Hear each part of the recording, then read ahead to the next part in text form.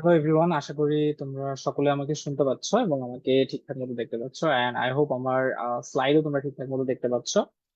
I think সবকিছু ঠিকঠাক যদি থাকে তোমরা আমাকে একটু কাইন্ডলি জানিয়ে দাও যে তোমরা আমাকে দেখতে পাচ্ছ কিনা, আমার কথা ঠিকঠাক ভাবে শুনতে পাচ্ছ কিনা। তোমরা কাইন্ডলি আমাকে একটু জানিয়ে দাও, কেমন?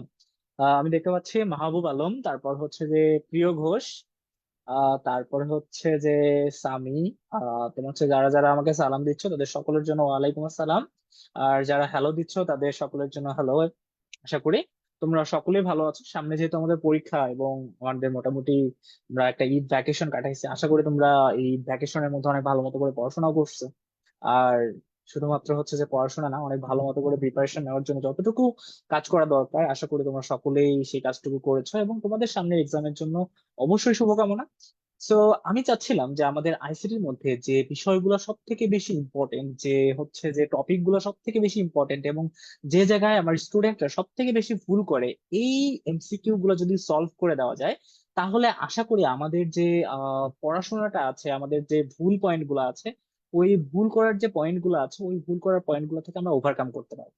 এবং ওই ভুল পয়েন্ট গুলো থেকে ওভারকাম করতে পারলে আমরা আইসিটিতে অনেক ভালো একটা মার্ক পাবো এবং এ প্লাস পাওয়াটা আমাদের জন্য অনেক বেশি সহজ হয়ে যাবে সেক্ষেত্রে। ওকে। সো আমরা যদি একটু হচ্ছে যে আমাদের ইয়ার দিকে দেখি, আমরা যদি আমাদের চ্যাপ্টার 6 এর দিকে দেখি, চ্যাপ্টার 6 এর মধ্যে আমাদের অনেক ধরনের একটু ঝামেলা থাকে। মোটামুটি ভালোই ঝামেলা থাকে চ্যাপ্টার 6-এ। তো তার মধ্যে মেইন যে ঝামেলাগুলো আছে সেগুলো হচ্ছে প্রোগ্রামিং রিলেটেড। আর প্রোগ্রামিং রিলেটেড যদি কোনো ধরনের হচ্ছে তোমাদের ইয়া দেওয়া হয়, কোনো ধরনের প্রশ্ন দেওয়া হয়, তখন যে সমস্যাটার সম্মুখীন আমরা সবাই হই সেটা হচ্ছে যে প্রোগ্রাম তো একটু বড় থাকে এবং বুঝতে আমাদের জন্য একটু সময় লাগে।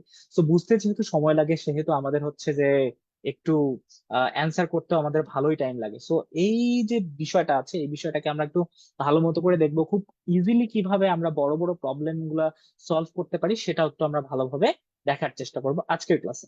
সো আশা করি সবকিছু ওকে আছে, তোমরা আমাকে ঠিকঠাক ভাবে দেখতে পাচ্ছ, আমাকে ঠিকঠাক ভাবে শুনতে পাচ্ছ, এন্ড এভরিথিং ওকে আছে, রাইট? সো আচ্ছা, তোমাদের যাদের যাদের ফ্রেন্ডরা আছে তাদের সবাইকে একটু ক্লাসের মধ্যে মেনশন করে দাও যে ভাইয়ার ক্লাস স্টার্ট হয়ে গেছে, এবং আমরা ওই ক্লাসগুলো হচ্ছে যে এখন দেখার চেষ্টা করবো। তো প্রথমে যে বিষয়টা আমরা একটু দেখি সেটা হচ্ছে প্রোগ্রামিং এর মাধ্যমে সমস্যার সমাধান। আর তোমরা সকলে তো জানো যে আমাদের সব থেকে যে ইম্পর্টেন্ট চ্যাপ্টারটা আছে, সব থেকে গুরুত্বপূর্ণ যে চ্যাপ্টারটা আছে সেটা হচ্ছে চ্যাপ্টার নাম্বার 6, এবং সব থেকে বেশি প্রবলেম আমাদের এই জায়গাটাতেই মোটামুটি হয়ে থাকে, তাই না? তো আমরা এখন যেটা কাজ করব, প্রোগ্রামিং এই চ্যাপ্টারটার মধ্যে সব থেকে ইম্পর্টেন্ট যেগুলো এমসিকিউ গুলো আছে এই এমসিকিউ গুলো দেখবো, এবং এই এমসিকিউ গুলো অনেক ভালো মতো করে সলভ করার চেষ্টা করব। কারণ একটা এমসিকিউ যদি সলভ করি, ওই একটা এমসিকিউ সলভ করার পাশাপাশি আমাদের আরো যে এমসিকিউ গুলো আছে ওই এমসিকিউ গুলো আশা করি আমাদের জন্য সলভ হয়ে যাবে। ওকে। আচ্ছা, আই থিঙ্ক সবকিছু ক্লিয়ার আছে। ওকে। সো তোমরা যারা যারা সালাম দিচ্ছ তাদের জন্য ওয়ালাইকুম আসসালাম, এবং তোমরা যারা যারা আদাব দিচ্ছ তাদের জন্য আদাব। ওকে। So start.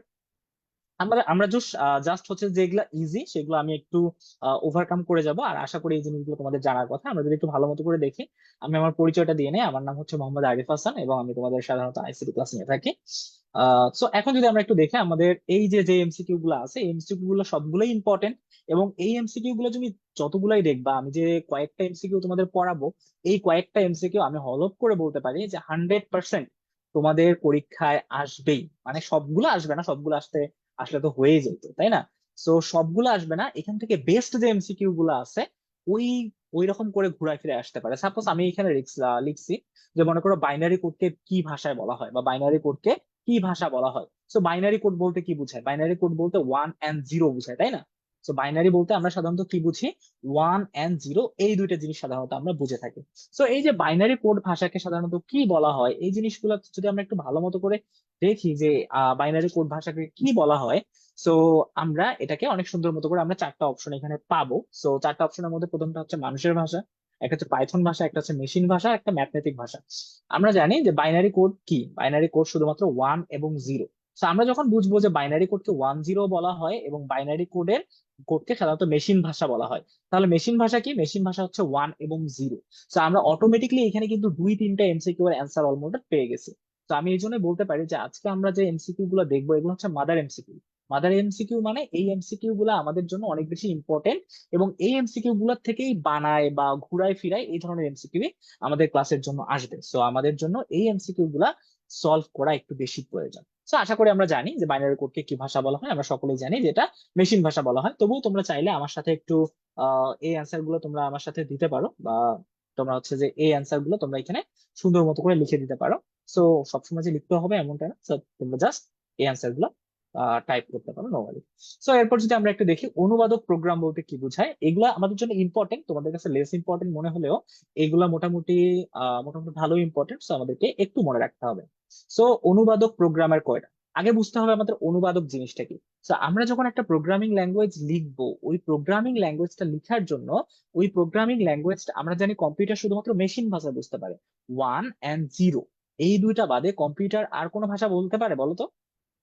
কম্পিউটার এই দুইটা বাদে আর কোনো ধরনের ভাষা বলতে পারে না বা বুঝতে পারে না। সো কম্পিউটারকে বুঝতে হলে এই ভাষাগুলোই বুঝতে হবে, 1 এবং 0, এই দুইটা ভাষাই তো কম্পিউটারকে বুঝতে হবে, এর বাইরে তো আর বুঝতে পারবে না, তাই না? সো অনুবাদক প্রোগ্রামারের কাজ কি? অনুবাদক প্রোগ্রামের কাজটা হচ্ছে আমরা যে ভাষাটা বলি, আমরা যে ল্যাঙ্গুয়েজটা বলি, ওই ল্যাঙ্গুয়েজটাকে সুন্দর মতো করে কনভার্ট করে, বা আমরা ট্রান্সলেটর ব্যবহার করি না? আমরা যদি যে কোনো একটা ইংলিশ বা বাংলা কোনো একটা ভাষা যদি না বুঝি, আমরা কি করি? আমরা হচ্ছে গুগল ট্রান্সলেটর বা এইরকম জিনিসগুলোর মাধ্যমে আমরা কি করি? ওই শব্দটাকে ট্রান্সলেট করি, ঠিক আছে?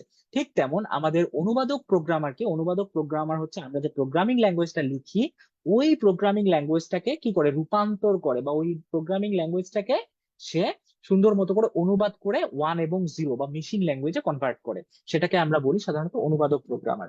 আর অনুবাদক প্রোগ্রামারের কাজ কি? অনুবাদক প্রোগ্রামারের কাজ হচ্ছে রূপান্তর করা। অলমোস্ট আমার ম্যাক্সিমাম স্টুডেন্টই কারেক্ট অ্যান্সার গুলো দিয়ে দিতে পারছো, যে কারেক্ট অ্যান্সার হচ্ছে এখানে রূপান্তর করা। আই থিঙ্ক আমরা এটা তো জানি, তাই না? ওকে। সো এর পরবর্তীতে আমরা যদি একটু দেখি, সেটা হচ্ছে অনুবাদক নির্দেশকে কিসে রূপান্তর করে।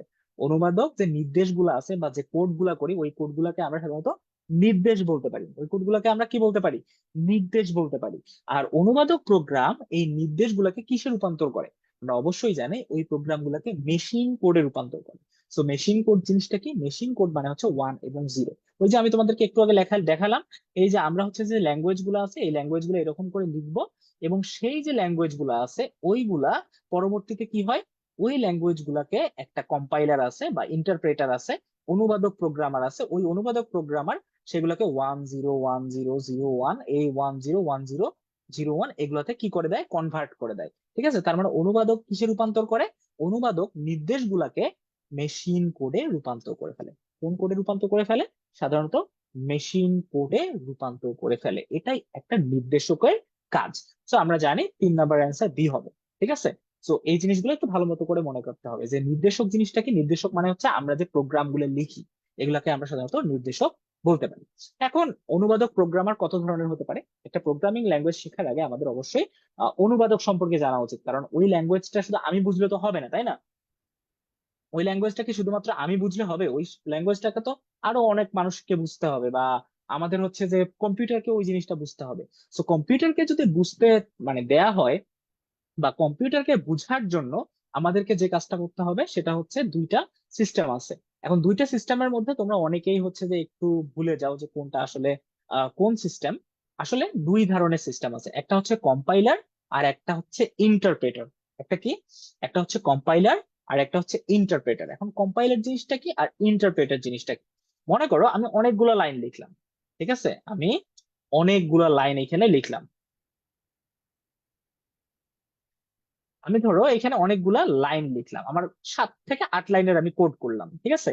তো এখানে এখানে আমি এতগুলা লাইনের কোড গুলা করলাম। এখন এই যে কোড গুলা আমরা দেখতে পাচ্ছি, এই কোড গুলা আমাদের যদি সম্পূর্ণ কোড, এই যে সম্পূর্ণ কোড, এখানে মনে করো 10 লাইনের কোড আছে। এখানে কত লাইনের কোড আছে? সাপোজ ধরো এখানে 10টা লাইনের কোড আছে, এখানে 10 লাইনের কোড আছে। এই সম্পূর্ণ কোডটাকে যদি একসাথে, এই সম্পূর্ণ কোডটাকে যদি একসাথে রূপান্তর করে, তখন সেটাকে আমরা বলবো কম্পাইলার। তখন আমরা সেটাকে কি বলি? কম্পাইলার বলি। সম্পূর্ণ কোড, সম্পূর্ণ কোড একসাথে সে যখন রান করবে, তখন সেটাকে আমরা বলি কম্পাইলার। তখন আমরা সেটাকে কি বলি? তখন আমরা সাধারণত সেটাকে কম্পাইলার বলে থাকি। আর তাহলে ইন্টারপ্রেটার কি? অনুবাদক সাধারণত দুই প্রকার, একটা হচ্ছে কম্পাইলার আর একটা হচ্ছে ইন্টারপ্রেটার। তো কম্পাইলার জিনিসটা কি আর ইন্টারপ্রেটার জিনিসটা কি? কম্পাইলার হচ্ছে সম্পূর্ণ প্রোগ্রামটাকে, ভালো করে মনে রাখো, সম্পূর্ণ যে প্রোগ্রামটা আছে ওই সম্পূর্ণ প্রোগ্রামটাকে একসাথে, সম্পূর্ণ প্রোগ্রামটাকে একসাথে কি করা, একসাথে রান করাকে আমরা কি বলবো, একসাথে রান করাকে আমরা সাধারণত বলি কম্পাইলার। আর একটা একটা লাইন বাই লাইন, এই যে এটা আমরা যেটা দেখলাম সেটা হচ্ছে কম্পাইলার, এটা হচ্ছে কম্পাইলার। আর এখন মনে করো আমার এখানে 14টা লাইন আছে, তো একটার পর একটা, একটা লাইন সে কাজ করলো, একটা লাইন করার পর আবার আরেকটা গেল, তারপর আরেকটা লাইনকে রান করলো, তো এরকম করে একটার পর একটা প্রতিটা লাইন সে আলাদা আলাদা ভাবে রান করবে। তো প্রতিটা লাইনকে যখন আলাদা আলাদা ভাবে রান করবে তখন সেটাকে আমরা কি বলবো, তখন আমরা সেটাকে বলবো ইন্টারপ্রেটার। তখন আমরা সেটাকে কি বলবো, ইন্টারপ্রেটার। সো কম্পাইলার আর ইন্টারপ্রেটারের মধ্যে পার্থক্যটা আশা করি আমরা সকলেই বুঝতে পারছি। তো বুঝতে পারছি কি বুঝতে পারি নাই আমাকে একটু কাইন্ডলি জানাই দাও তো বাবা, যে আমরা সকলেই এই জিনিসটা বুঝতে পারছি কিনা, যে কোনটা কম্পাইলার এবং কোনটা ইন্টারপ্রেটার, বুঝতে পারছি কিনা? তো অনুবাদক প্রোগ্রামার কয় প্রকার? অনুবাদক প্রোগ্রামার হচ্ছে দুই প্রকার, একটা হচ্ছে কম্পাইলার, একটা হচ্ছে ইন্টারপ্রেটার। এখন তোমরা একটু আমাকে জানাই দাও যে কম্পাইলার এবং ইন্টারপ্রেটার যে জিনিসটা বুঝলাম, যদি প্রোগ্রামটাকে, সম্পূর্ণ প্রোগ্রামটাকে লাইন বাই লাইন, সম্পূর্ণ প্রোগ্রামটাকে লাইন বাই লাইন যদি আমাদের হচ্ছে কম্পাইল করে বা লাইন বাই লাইন যদি ট্রান্সলেট করে, তখন আমরা সেটাকে বলবো ইন্টারপ্রেটার।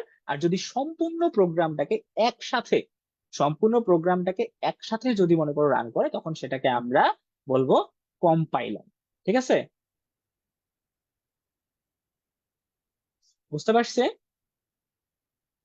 ওকে, যদি আমরা বুঝতে পেরে থাকি তাহলে অনেক ভালো, যে আমরা বুঝতে পেরেছি। আর যদি বুঝতে না পেরে থাকি তবুও আমাকে একটু জানাই দাও যে ভাইয়া বুঝতে পারছো, তোমরা সকলে বুঝতে পারছো কিনা। Okay, that's good. All okay ভাইয়া, ক্লিয়ার ভাইয়া। তো আচ্ছা, ফ্রম ফারদিন হাসান, ইশরাত জাহান, সামি, এভরিওয়ান, যে হচ্ছে ইয়াস ভাইয়া all clear. So I think clear. এখন আমরা চলে যাই তার পরবর্তী এমসিকিউটা, সেটা হচ্ছে ভেরিয়েবল নামে কি নামে পরিচিত। এখন দেখো ভেরিয়েবলটা আমাদের জন্য সব থেকে ইম্পর্টেন্ট। তোমরা যারা যারা বলতেছো ভাইয়া আমাদের প্রোগ্রামের বেসিক ক্লিয়ার না, আমরা প্রোগ্রামের বেসিকটা জিনিসটা বুঝতে পারি না, ঠিক আছে, তাদের জন্য এই জিনিসটা জানা অনেক খুবই জরুরি। সো ভেরিয়েবল জিনিসটা আসলে কি? ভেরিয়েবল জিনিসটা হচ্ছে এটা একটা মনে করো পাত্রের মতো। সাপোজ আমার আমার কাছে একটা মগ আছে, সো ধরো এই একটা মগ, সো এই মগের মধ্যে আমি যে কোনো জিনিস রাখতে পারবো। আমি যদি আমার মাউসটা রাখি, রাখতে পারবো না? আমার কাছে মাউস আছে, আমি মাউসটা চাইলে রাখতে পারবো, যদিও মগের মধ্যে পানি নেই। আমি চাইলে মাউসটা রাখতে পারবো। মাউসটাকে সরাই আমি আমার ফোনের যে চার্জার আছে ওই ফোনের চার্জারটা রাখতে পারবো। সো আমি চাইলে এখান থেকে যে কোনো একটা তথ্য আমি রাখতে পারবো, বা যে কোনো জিনিস একটা রাখতে পারবো, আবার চাইলে এখান থেকে বের করতে পারবো। সো ভেরিয়েবল হচ্ছে ঠিক একটা পাত্রের মতো। সো ভেরিয়েবল কি? ভেরিয়েবল একদম দেখতে ঠিক একটা পাত্রের মতো, যেখানে আমরা তথ্য রাখি, যেখানে আমরা মাউস রাখবো না, ইয়া রাখবো না, মাউস বা অন্য কিছু রাখবো না, আমরা তথ্য রাখবো। সো যেই সব জায়গায় বা যে ইয়াটাতে, যেটা যে কোনো একটা জায়গায় যদি আমরা কোনো ডেটা রাখি, তখন সেটাকে প্রোগ্রামের মধ্যে, ওটাকে কি বলা হয়, ওটাকে সাধারণত প্রোগ্রামের মধ্যে বলা হয় ভেরিয়েবল। ওটাকে প্রোগ্রামের মধ্যে কি বলা হয়? ওটাকে প্রোগ্রামের মধ্যে ভেরিয়েবল বলা হয়। সো ভেরিয়েবলকে সাধারণত আমরা কি নাম দিতে পারি, বা ভেরিয়েবল কি নামে পরিচিত, এটা যদি আমরা একটু ভালো মতো করে দেখি যে ভেরিয়েবলকে আমরা কি নামে পরিচিত করতে পারি, বা ভেরিয়েবল সাধারণত কি নামে পরিচিত, আমাদের বইয়ে অনেক সুন্দর করে এটা একটা নাম দেওয়া আছে। সেটা হচ্ছে ভেরিয়েবল ধ্রুবক নামে পরিচিত, রাইট? ভেরিয়েবল ধ্রুবক নামে পরিচিত। মানে ধ্রুবক মনে হচ্ছে এমন একটা কনস্ট্যান্ট জিনিস বা এমন একটা নাম যেখানে আমরা যে কোনো জিনিস, বা এমন একটা পাত্র যেখানে যে আমরা যে কোনো ধরনের তথ্য রাখতে পারি। সাপোজ ভেরিয়েবল যে কোনো ধরনের হতে পারে, ভেরিয়েবল লেখার কয়েকটা নিয়ম আছে, এই নিয়মগুলো আমাদেরকে মনে রাখতে হবে। ভেরিয়েবল লেখার মোট কয়েকটা নিয়মের মধ্যে এক নাম্বার যে নিয়মটা আছে, ভেরিয়েবলের নামে কোনো স্পেস থাকা যাবে না। নিয়মগুলো একটু ভালো মতো করে দেখো, যে ভেরিয়েবলের নামে কোনো স্পেস থাকা যাবে না। তারপর আর কি, ভেরিয়েবলের মধ্যে কোনো প্রকার, ভেরিয়েবলে আমাদের হচ্ছে কোনো প্রকার স্পেস থাকা যাবে না। সাপোজ আমার নামে একটা আমি ভেরিয়েবল দিলাম, ভেরিয়েবলের নাম হচ্ছে আরিফ হাসান। তো এরকম করে আমি ভেরিয়েবল দিতে পারবো না। কেন দিতে পারবো না? কারণটা হচ্ছে আমাদের এই যে ভেরিয়েবলটা আছে, এই ভেরিয়েবলটা স্পেস, এই যে আমি স্পেস দিলাম, এই স্পেসটা সে কোনোভাবেই রিকগনাইজ করতে পারে না বা ধরতে পারে না। এই জন্য আমাদেরকে কি করতে হবে, সাপোজ যদি আমি আমার নামে ভেরিয়েবল করতে যাই আরিফ, এরকম করে আন্ডার স্কোর ব্যবহার করতে পারবো, শুধুমাত্র আন্ডার স্কোর ব্যবহার করতে পারো আরিফ, এরকম করে আন্ডার স্কোর করে হাসান দিতে পারবো। অথবা আরিফ হাসান একসাথে লিখতে পারবো, আরিফ হাসান। তো এইরকম করে আমি ভেরিয়েবল দিতে পারবো, কোনো প্রকার স্পেস আমি ভেরিয়েবলের ক্ষেত্রে ব্যবহার করতে পারবো না। এরপর কোনো স্পেশাল ক্যারেক্টার, স্পেশাল ক্যারেক্টার বলতে আমরা সাধারণত কি কি বুঝি? স্পেশাল ক্যারেক্টার বলতে স্টার, হ্যাশ, পার্সেন্টেজ, এইরকম যে ক্যারেক্টার গুলো আছে, ডলার চিহ্ন, এই ধরনের কোনো ক্যারেক্টার আমরা ভেরিয়েবলের ক্ষেত্রে সাধারণত ব্যবহার করতে পারবো না। এরপর আর কি, এরপর হচ্ছে যে আমরা সাধারণত ভেরিয়েবলে আমরা কি ব্যবহার করতে পারবো না, কোনো প্রকার কিওয়ার্ড। কিওয়ার্ড বলতে কি, আমরা প্রিন্টের মাধ্যমে কোনো জিনিস প্রিন্ট করি, তারপরে হচ্ছে যে মনে করো ফর, ফর একটা লুপ, তারপরে ইন, ইন একটা তোমার হচ্ছে কিওয়ার্ড, এই ধরনের কোন ধরনের কিওয়ার্ডও আমরা ভেরিয়েবলে ব্যবহার করতে পারবো না। সো বইয়ে অনেকগুলো হচ্ছে যে ভেরিয়েবলের সুন্দর সুন্দর কয়েকটা নিয়ম দেওয়া আছে, আমরা যদি একটু বইয়ের মধ্যে ভালো মতো করে দেখি যে নিয়মগুলা কি কি, এখানে অনেক সুন্দর মতো করে তোমরা নিয়মগুলা পেয়ে যাবা যে ভেরিয়েবল আমরা কি রকম করে নিতে পারি। সো ভেরিয়েবল হচ্ছে এরকম একটা নাম, যে কোনো ধরনের নাম হতে পারে, এবং ভেরিয়েবল লেখার কয়েকটা নিয়ম আছে। এই দেখো এখানে নিয়মগুলো তোমরা দেখতে পারবে, নিয়মগুলো আশা করি তোমরা সকলেই দেখতে পারবা যে এখানে কি রকম নিয়ম দেওয়া আছে। সো মাই ভেরিয়েবল, ভেরিয়েবলের সময় যদি দুইটা আলাদা আলাদা স্পেস থাকে, তাহলে আমরা কি করব, আমরা হচ্ছে এরকম করে দিব। সো এরপর ন্যাশনাল আইডি, সো এরকম যদি কোনো ভেরিয়েবল থাকে আমরা স্পেস ব্যবহার করব না, অথবা আন্ডারস্কোর ব্যবহার করব। এই দেখো কোনো স্পেশাল ক্যারেক্টার ব্যবহার করা যাবে না। এরপর ভেরিয়েবল শুরু হতে হবে কি, কিসের মাধ্যমে, ভেরিয়েবল অবশ্যই স্টার্ট হতে হবে, ভেরিয়েবলকে স্টার্ট হতে হবে কিসের মাধ্যমে, শুধুমাত্র ইংরেজি অক্ষরের মাধ্যমে, সেটা এ থেকে জেড পর্যন্ত, সেটা হোক ক্যাপিটাল অথবা স্মল। ঠিক আছে, তো আমাদের ভেরিয়েবল কিসের মাধ্যমে স্টার্ট হতে হবে, ইংরেজি অক্ষরের মধ্যে আমাদেরকে স্টার্ট হইতে হবে, আদারওয়াইজ আমরা অন্য কোনো ভেরিয়েবলের সিস্টেম করব না। সো ভেরিয়েবলের নামকরণ থেকে একটা এমসিকিউ আমাদের 100% আসবে। ঠিক আছে, এখান থেকে আমাদের একটা এমসিকিউ 100% আসবে, সেটা আমরা দেখবো। এই কয়েকটা নিয়ম আমরা একটু মানে ভালো মতো করে মেনে রাখবো। যে মাই ভেরিয়েবল, এই যে আমরা যদি একটা ভেরিয়েবলের নাম রাখি, এই ভেরিয়েবলের নামের জন্য আমরা এই কয়েকটা জিনিস ব্যবহার করতে পারবো না, আর বাকিগুলো আমরা সব করতে পারবো। যেমন দেখো তোমাদেরকে যদি দেওয়া হয় প্রিন্ট, এটা কি কোনো একটা ভেরিয়েবল? এই প্রিন্ট যে ভেরিয়েবলটা আছে এখানে কিন্তু সবকিছু আমাদের জন্য ভ্যালিড। দেখো এটাতে কোনো তোমার স্পেস নাই, তারপরে এটাতে কোনো ধরনের নাম্বার নাই, কোনো স্পেশাল ক্যারেক্টার নাই, হ্যাঁ, ইংরেজি অ্যালফাবেট দিয়ে শুরু হয়েছে। কিন্তু একটা সমস্যা, প্রিন্ট হচ্ছে একটা কিওয়ার্ড, কারণ প্রিন্টের মাধ্যমে আমরা কি করি, প্রিন্টের মাধ্যমে সাধারণত আমরা যে কোনো একটা বাক্যকে প্রিন্ট করাই, বা যে কোনো একটা লাইনকে আউটপুটে দেখাই। সো এটা আমাদের প্রোগ্রামের মধ্যে একটা ইনবিল্ড ফাংশন। সো এটা যেহেতু আমাদের প্রোগ্রামের মধ্যে একটা ইনবিল্ড ফাংশন, সেহেতু আমরা কি বলতে পারি, সেহেতু আমরা বলতে পারি প্রিন্ট নামে কোনো ভেরিয়েবল আমরা কি করতে পারি না, আমরা ইউজ করতে পারি না। সো আমরা এই জন্য প্রিন্টকে কি বলতে পারি না, প্রিন্টকে একটা ভেরিয়েবল বলতে পারি না। এর কারণটা কি, এটা একটা কিওয়ার্ড হিসেবে ব্যবহৃত হয়। কিওয়ার্ড কি, যেসব আমরা প্রোগ্রামের মধ্যে যে কোনো কাজের জন্য ব্যবহার করতে পারি। যেমন ফর, ফর আমরা কেন ব্যবহার করি, ফর আমরা লুপের জন্য ব্যবহার করি, যে যে কোনো একটা লুপ যখন আমরা চালাবো তখন আমরা ফর ব্যবহার করি। এরপর মনে করো ইন, ইন আমরা কিসের মধ্যে ব্যবহার করি, ওই লুপের মধ্যে ব্যবহার করি। তারপরে মনে করো ইফ, ইফ আমরা কেন ব্যবহার করি, ইফ আমরা কন্ডিশনের জন্য ব্যবহার করি। তো এগুলো হচ্ছে কিওয়ার্ড। এই কিওয়ার্ড গুলো আমরা কি করতে পারবো না, এই কিওয়ার্ড গুলো সাধারণত আমরা ভেরিয়েবলের ক্ষেত্রে ব্যবহার করব না। তো আমরা সকলেই বুঝতে পারছি কি বুঝতে পারি না, আমাকে একটু জানাই দাও তো। আশা করি আমরা সকলেই বুঝতে পারছি।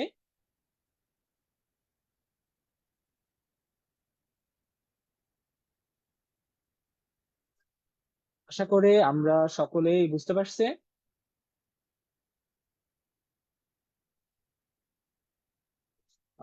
বুঝতে পারার কথা। হুম, তাই না, যে আমাদের আসলে আহ আমরা কিভাবে আসলে ভেরিয়েবলটা স্টার্ট করব।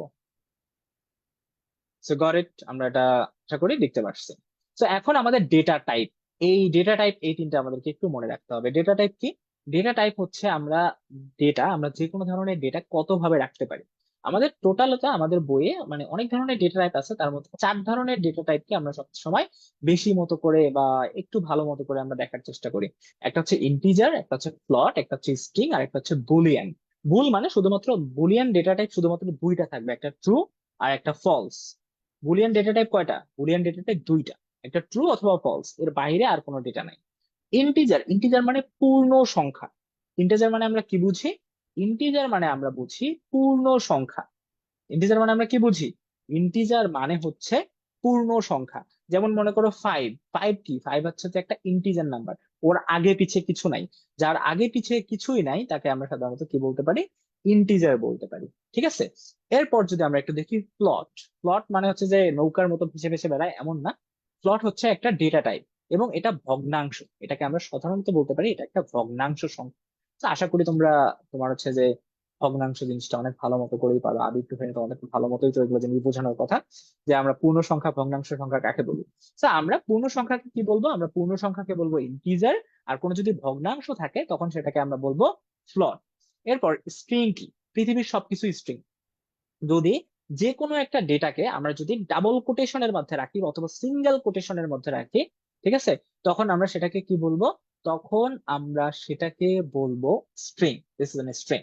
ওকে, সো আমরা যখন কোনো একটা তথ্যকে কি করব, আমরা যখন কোনো একটা তথ্যকে সিঙ্গেল কোটেশন অথবা ডাবল কোটেশনের মধ্যে রাখবো তখন আমরা সেটাকে কি বলি, তখন আমরা সেটাকে বলি তোমার হচ্ছে যে স্ট্রিং। তো তুমি যদি একটা নাম্বার, সাপোজ আমি কি করলাম, আমি মনে করো আমার কাছে একটা নাম্বার আছে, নাম্বারটা হচ্ছে মনে করো 25। তো 25 একটা কি সংখ্যা বলো তো, 25 কি একটু বলো তো আমাকে।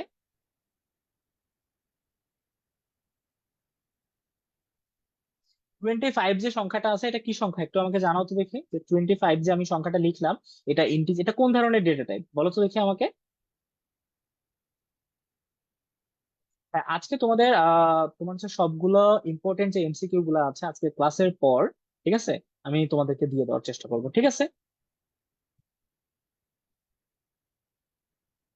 আচ্ছা, বলো তো তাহলে এটা আমাদের কোন ধরনের ডেটা টাইপ। ইয়াস, 25 আমরা যখন দেখবো, শুধুমাত্র 25 ডেটাটা যদি আমরা একটু ভালো মতো করে দেখি, তাহলে সেটাকে আমরা বলতে পারবো এই যে ডেটা টাইপটা আছে, এটা হচ্ছে আমাদের সাধারণত কি, ইন্টিজার। কিন্তু আমরা এই 25 কে যখন আমরা কি করব, সিঙ্গেল কোটেশনের মধ্যে রাখবো বা ডাবল কোটেশনের মধ্যে রাখবো, তখন সেটাকে আমরা কি বলবো, তখন সেটাকে আমরা ফ্লোট বলবো। তো চলো আমি তোমাকে একটু লাইভ এক্সপেরিয়েন্স দেখাই যে আসলে এই ভাইয়া সঠিক বলতেছে কি ভুল বলতেছে। যদি আমি তোমাদেরকে একটু দেখাই, সো আমি মনে করো যে অনলাইন পাইথন কম্পাইলার মধ্যে গেলাম অথবা ইন্টারপ্রেটার যে কোনো একটার মধ্যে আমি যদি যাই, হ্যাঁ তোমাদেরকে আমি একটু এখান থেকে দেখাই। তো মনে করো আমি যে কোনো একটা অনলাইন কম্পাইলারের মধ্যে গেলাম, ঠিক আছে, আশা করি আমরা দেখতে পাচ্ছি যে এটা আমাদের একটা অনলাইন কম্পাইলার। তো আমি চলো এটা ডেটা টাইপ বের করবো, তো আশা করি আমরা এই ধরনের জিনিস ভালো মতো করেই জানি। এখন আমরা এটা কি করব, ডেটা টাইপ ব্যবহার করব, যে ডেটা টাইপ। তো আমরা একটা ভেরিয়েবল নিই, তো ভেরিয়েবলের নাম নিলাম আরিফ হাসান। তো ধরো আরিফ হাসান নামে একটা আমি কি করলাম, একটা আমি ভেরিয়েবল নিলাম। এই ভেরিয়েবলে আমি তোমার হচ্ছে ভ্যালু দিলাম কত, 25। 25 দিলাম, দেখতে পাচ্ছি আমরা, আমরা দেখতে পাচ্ছি যে আমরা ভেরিয়েবলের ডেটা কত দিলাম, আমরা ভেরিয়েবলের ডেটা দিলাম 25। কত দিছে, 25। এখন দেখো আমরা এইখান থেকে কি করব, এই যে আমি ভেরিয়েবলের ডেটাটা দিলাম, এখন আমি কি করব, এই টাইপ কাস্টিং মানে এটা কোন টাইপের ডেটা এটা আমি বের করব। সো টাইপ কাস্টিং এর জন্য আমরা টাইপ ব্যবহার করি। টাইপ কাস্টিং তোমার হচ্ছে যে টাইপ কাস্টিং এর জন্য আমরা কি ব্যবহার করি, টাইপ ব্যবহার করি। টাইপ কাস্টিং এর জন্য কি ব্যবহার করি, আমরা টাইপ ব্যবহার করি। ওকে, সো আমরা চলো এই জিনিসটা দেখবো। সো আমাদেরকে প্রিন্ট করাইতে হবে যে আচ্ছা তোমাদের হচ্ছে যে এটা জুম হচ্ছে না। আহ আচ্ছা একটু ভালো মতো করে দেখো তো তোমরা আমার আহ সবকিছু এখন ঠিকঠাক মতো দেখতে পাচ্ছ কিনা। আই থিঙ্ক আমি আমার ফোন থেকেও দেখতেছি। আই থিঙ্ক অল ক্লিয়ার এখন আছে।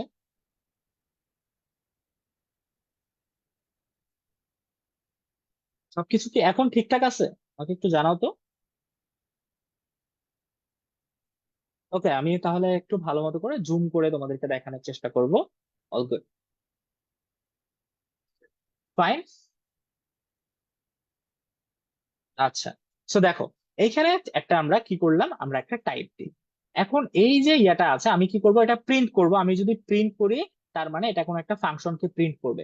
এখন আমি যদি আরিফ হাসানকে প্রিন্ট করি, দেখো আমি যদি আরিফ হাসানকে প্রিন্ট করি, তাহলে আমার আউটপুটের রেজাল্ট কি আসবে জানো, আমার আউটপুটের রেজাল্ট আসবে 25। কেন, কারণ আরিফ হাসানের মধ্যে কে আছে, আরিফের মধ্যে 25 আছে। তো আমি যদি এরকম করি মনে করো আরিফ ভাইয়া 420, ঠিক আছে, আমি দিয়ে দিলাম, মানে আমি না, এটা এটা একটা ভেরিয়েবল দিয়ে দিলাম।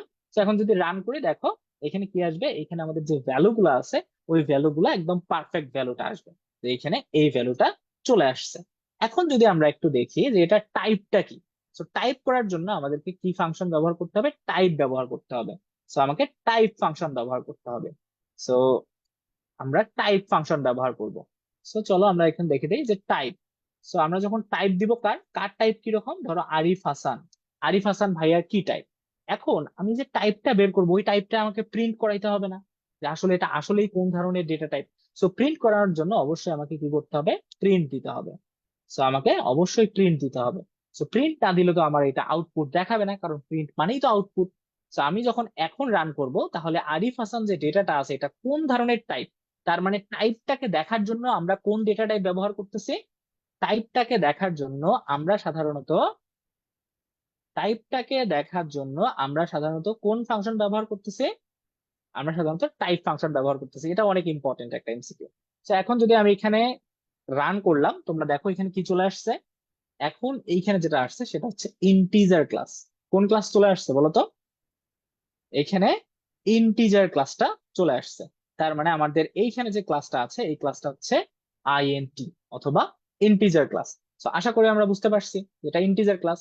এখন যদি এই আরিফ লেখাটাকে আমি যদি সিঙ্গেল কোটেশনের মধ্যে দেই, এইরকম করে সিঙ্গেল কোটেশনের মধ্যে দেই, তো আমি বললাম যে পুরা এই সিঙ্গেল কোটেশনের মধ্যে আমি যদি পুরা পৃথিবীকেও দেই, এই সিঙ্গেল কোটেশনের মধ্যে আমি যদি পুরা পৃথিবীকেও দেই, তাহলে সেটাকেও সে কি ভাববে, সেটাকে সে স্ট্রিং ভাববে। তো এখন দেখো এই দুইটা কোটেশন দেওয়ার ফলে আমি যখন রান করলাম, তখন সেই ক্লাসটা কি হয়ে গেল দেখো তো, সেই ক্লাসটা স্ট্রিং হয়ে গেল। সেই ক্লাসটা কি হয়ে গেছে, সেই ক্লাসটা স্ট্রিং হয়ে গেছে। সো ক্লাসটা কি, ক্লাস হচ্ছে স্ট্রিং। আশা করি আমরা বুঝতে পারছি যে ক্লাসটা এটা স্ট্রিং। ওকে। সো এরপর আমি যদি এখানে পয়েন্ট দেই, সাপোজ এগুলো যদি সরে, আমি কি দিলাম, আমি দিলাম পয়েন্ট, মনে করো 12.01, এরকম করে আমি একটা পয়েন্ট দিলাম। এখন যদি আমি রান করি তখন এটা দেখাবে ফ্লট। ঠিক আছে। তো আশা করি আমরা ডেটা টাইপ গুলো বুঝতে পারছি, আর টাইপ কাস্টিং কিভাবে করে সেটাও আশা করি আমরা বুঝতে পারছি। বুঝতে পারি নাই এভরিওয়ান? আমরা সবাই বুঝতে পারছি? ওকে। আশা করি আমরা সকলে বুঝতে পারছি যে কিরকম করে আমরা টাইপ কাস্টিংটা করি। সো এই লেখাগুলো কি অনেক বেশি ছোট দেখাচ্ছে? দাঁড়াও দেখি এটাকে জুম করার কোনো অপশন আছে কিনা।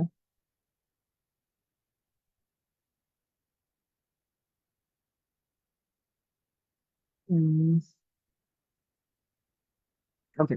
সো তোমরা আমাকে একটু এটার আমরা জানি যে এটাকে কি বলে, আমরা সাধারণত ভেরিয়েবল কি নামে পরিচিত, ভেরিয়েবল সাধারণত চলক নামে পরিচিত, তাই না? ভেরিয়েবল সাধারণত চলক নামে পরিচিত।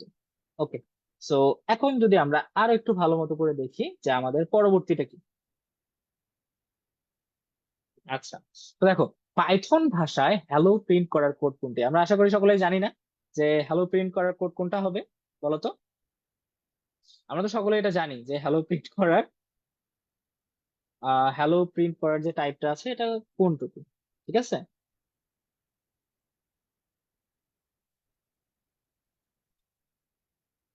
ওকে।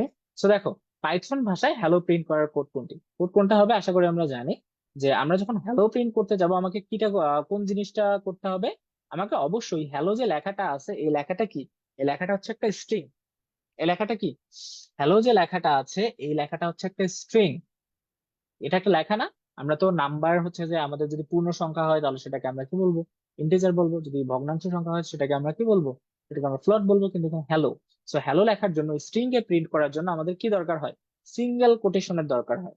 হ্যালো লেখার জন্য আমাদের কিসের প্রয়োজন হয়, সিঙ্গেল একটা কোটেশনের প্রয়োজন হয়। সো আমরা কারেক্ট অ্যান্সার কি বলতে পারবো, correct answer is obviously C, print hello. Okay. বুঝতে পারছে? আচ্ছা। এরপর যদি আমরা একটু দেখি, একটু তাড়াতাড়ি যাই, আমরা ভেরিয়েবলের নামে কোন চিহ্ন ব্যবহার করা যাবে, এই আন্ডারস্কোর চিহ্নটা ব্যবহার করা যাবে আশা করি আমরা জানি। ওকে।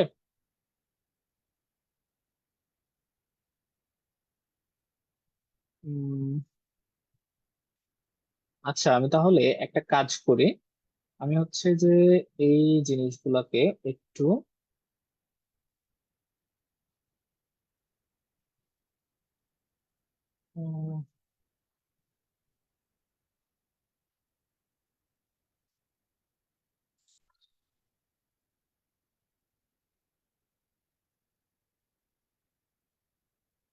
so, লেখা সব জায়গায় একই রকম দেখা যায়, এর থেকে জুম করার অপশন তো আর পাচ্ছি না খুব। এনিওয়ে,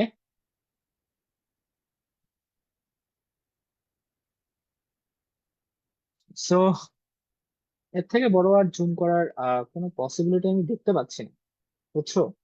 কারণ আশা নোটসে তো এতটুকুই হচ্ছে যে মোটামুটি দেখতে পারি। আই থিংক যতটুকু আছে ততটুকু দেখা যাওয়ার কথা না, বলতো ঠিকঠাক ভাবে?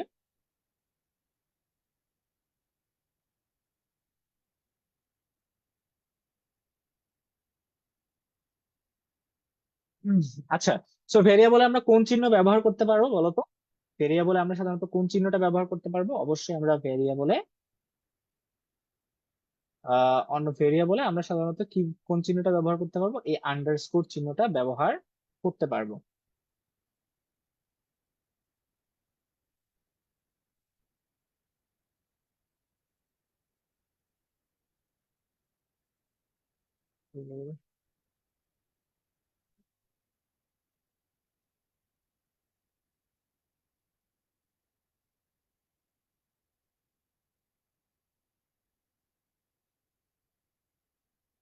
উম, আচ্ছা, 1 মিনিট একটু দাঁড়াও।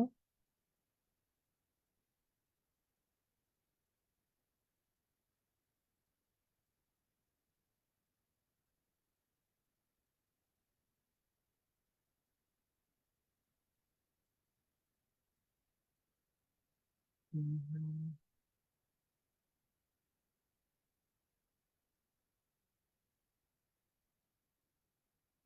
তো বড় তো হচ্ছে না।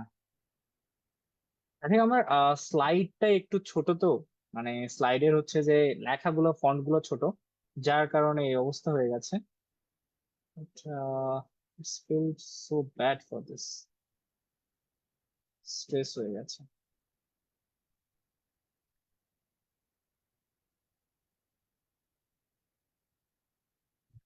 তো আচ্ছা, সো এর পরে একটু আমরা দেখি, সেটা হচ্ছে আমাদের ভেরিয়েবলের কোন নামটি ভুল। এই জিনিসগুলো আমরা একটু ভালো মতো করে দেখবো, যে কোনটা ভুল নাম কোনটা সঠিক নাম। হ্যাঁ, এই জিনিসগুলো আমরা একটু ভালো মতো করে দেখার চেষ্টা করবো যে কোনটা কিভাবে আসলে আমরা ইউজ করতে পারি। ঠিক আছে?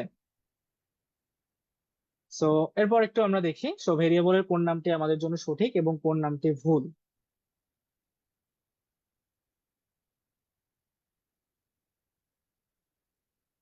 হ্যাঁ, এখন আসলে এখানে কিছু আমার করার নাই, কারণ আমি ফন্টটাই ছোট রাখছিলাম, সো আমাকে ওইভাবে করা উচিত ছিল।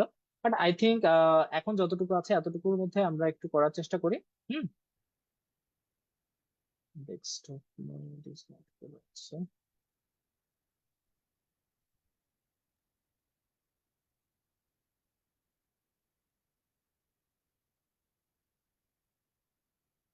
সো এখন যদি আমরা একটু দেখি, সেটা হচ্ছে কোনটি সঠিক ভেরিয়েবল এবং কোনটি ভুল ভেরিয়েবল। আশা করি আমরা এগুলো জানি। সো এখন আমরা একটু যে মেইন পয়েন্ট গুলো আছে সেই পয়েন্ট গুলো দেখে যাই। এখন দেখো, এখানে কয়েকটা প্রোগ্রাম আছে, ট্রু, নান, কন্টিনিউ। এগুলোকে পাইথনে কি বলা হয়? এই যে জিনিসগুলো আছে এই জিনিসগুলোকে আমরা সাধারণত পাইথনের ক্ষেত্রে আমরা কিওয়ার্ড বলবো। এগুলোকে আমরা কি বলবো? কিওয়ার্ড।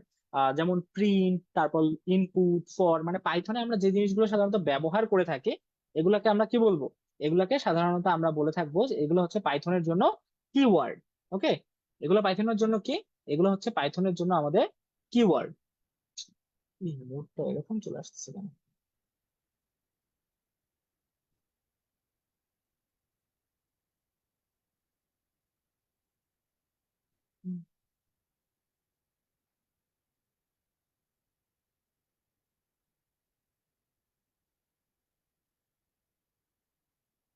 Okay, এরপরে একটু ভালো মতো করে দেখে নেই, সেটা হচ্ছে আমাদের ভেরিয়েবল।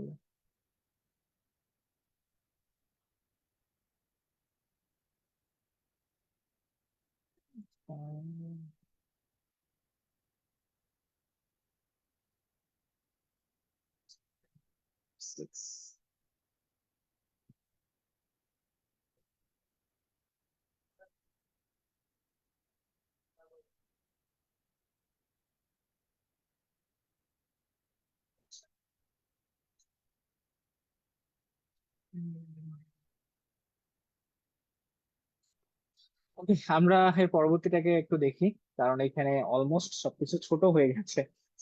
তোমার হচ্ছে যে স্লাইড গুলো, যার কারণে একটু প্রবলেম হচ্ছে তোমাদের। আর অ্যাজ ওয়েল অ্যাজ আমারও একটু প্রবলেম হয়ে যাচ্ছে, যে আসলে স্ট্রেস হচ্ছে না। সো এর জন্য একটু আই সরি। এর থেকে বড় জুম করার কোনো অপশন নাই, আমার ফন্ট গুলো একটু ছোট হয়ে গেছে। আসলে তোমাদের দেখতে একটু প্রবলেম হয়ে গেছে। I think all good.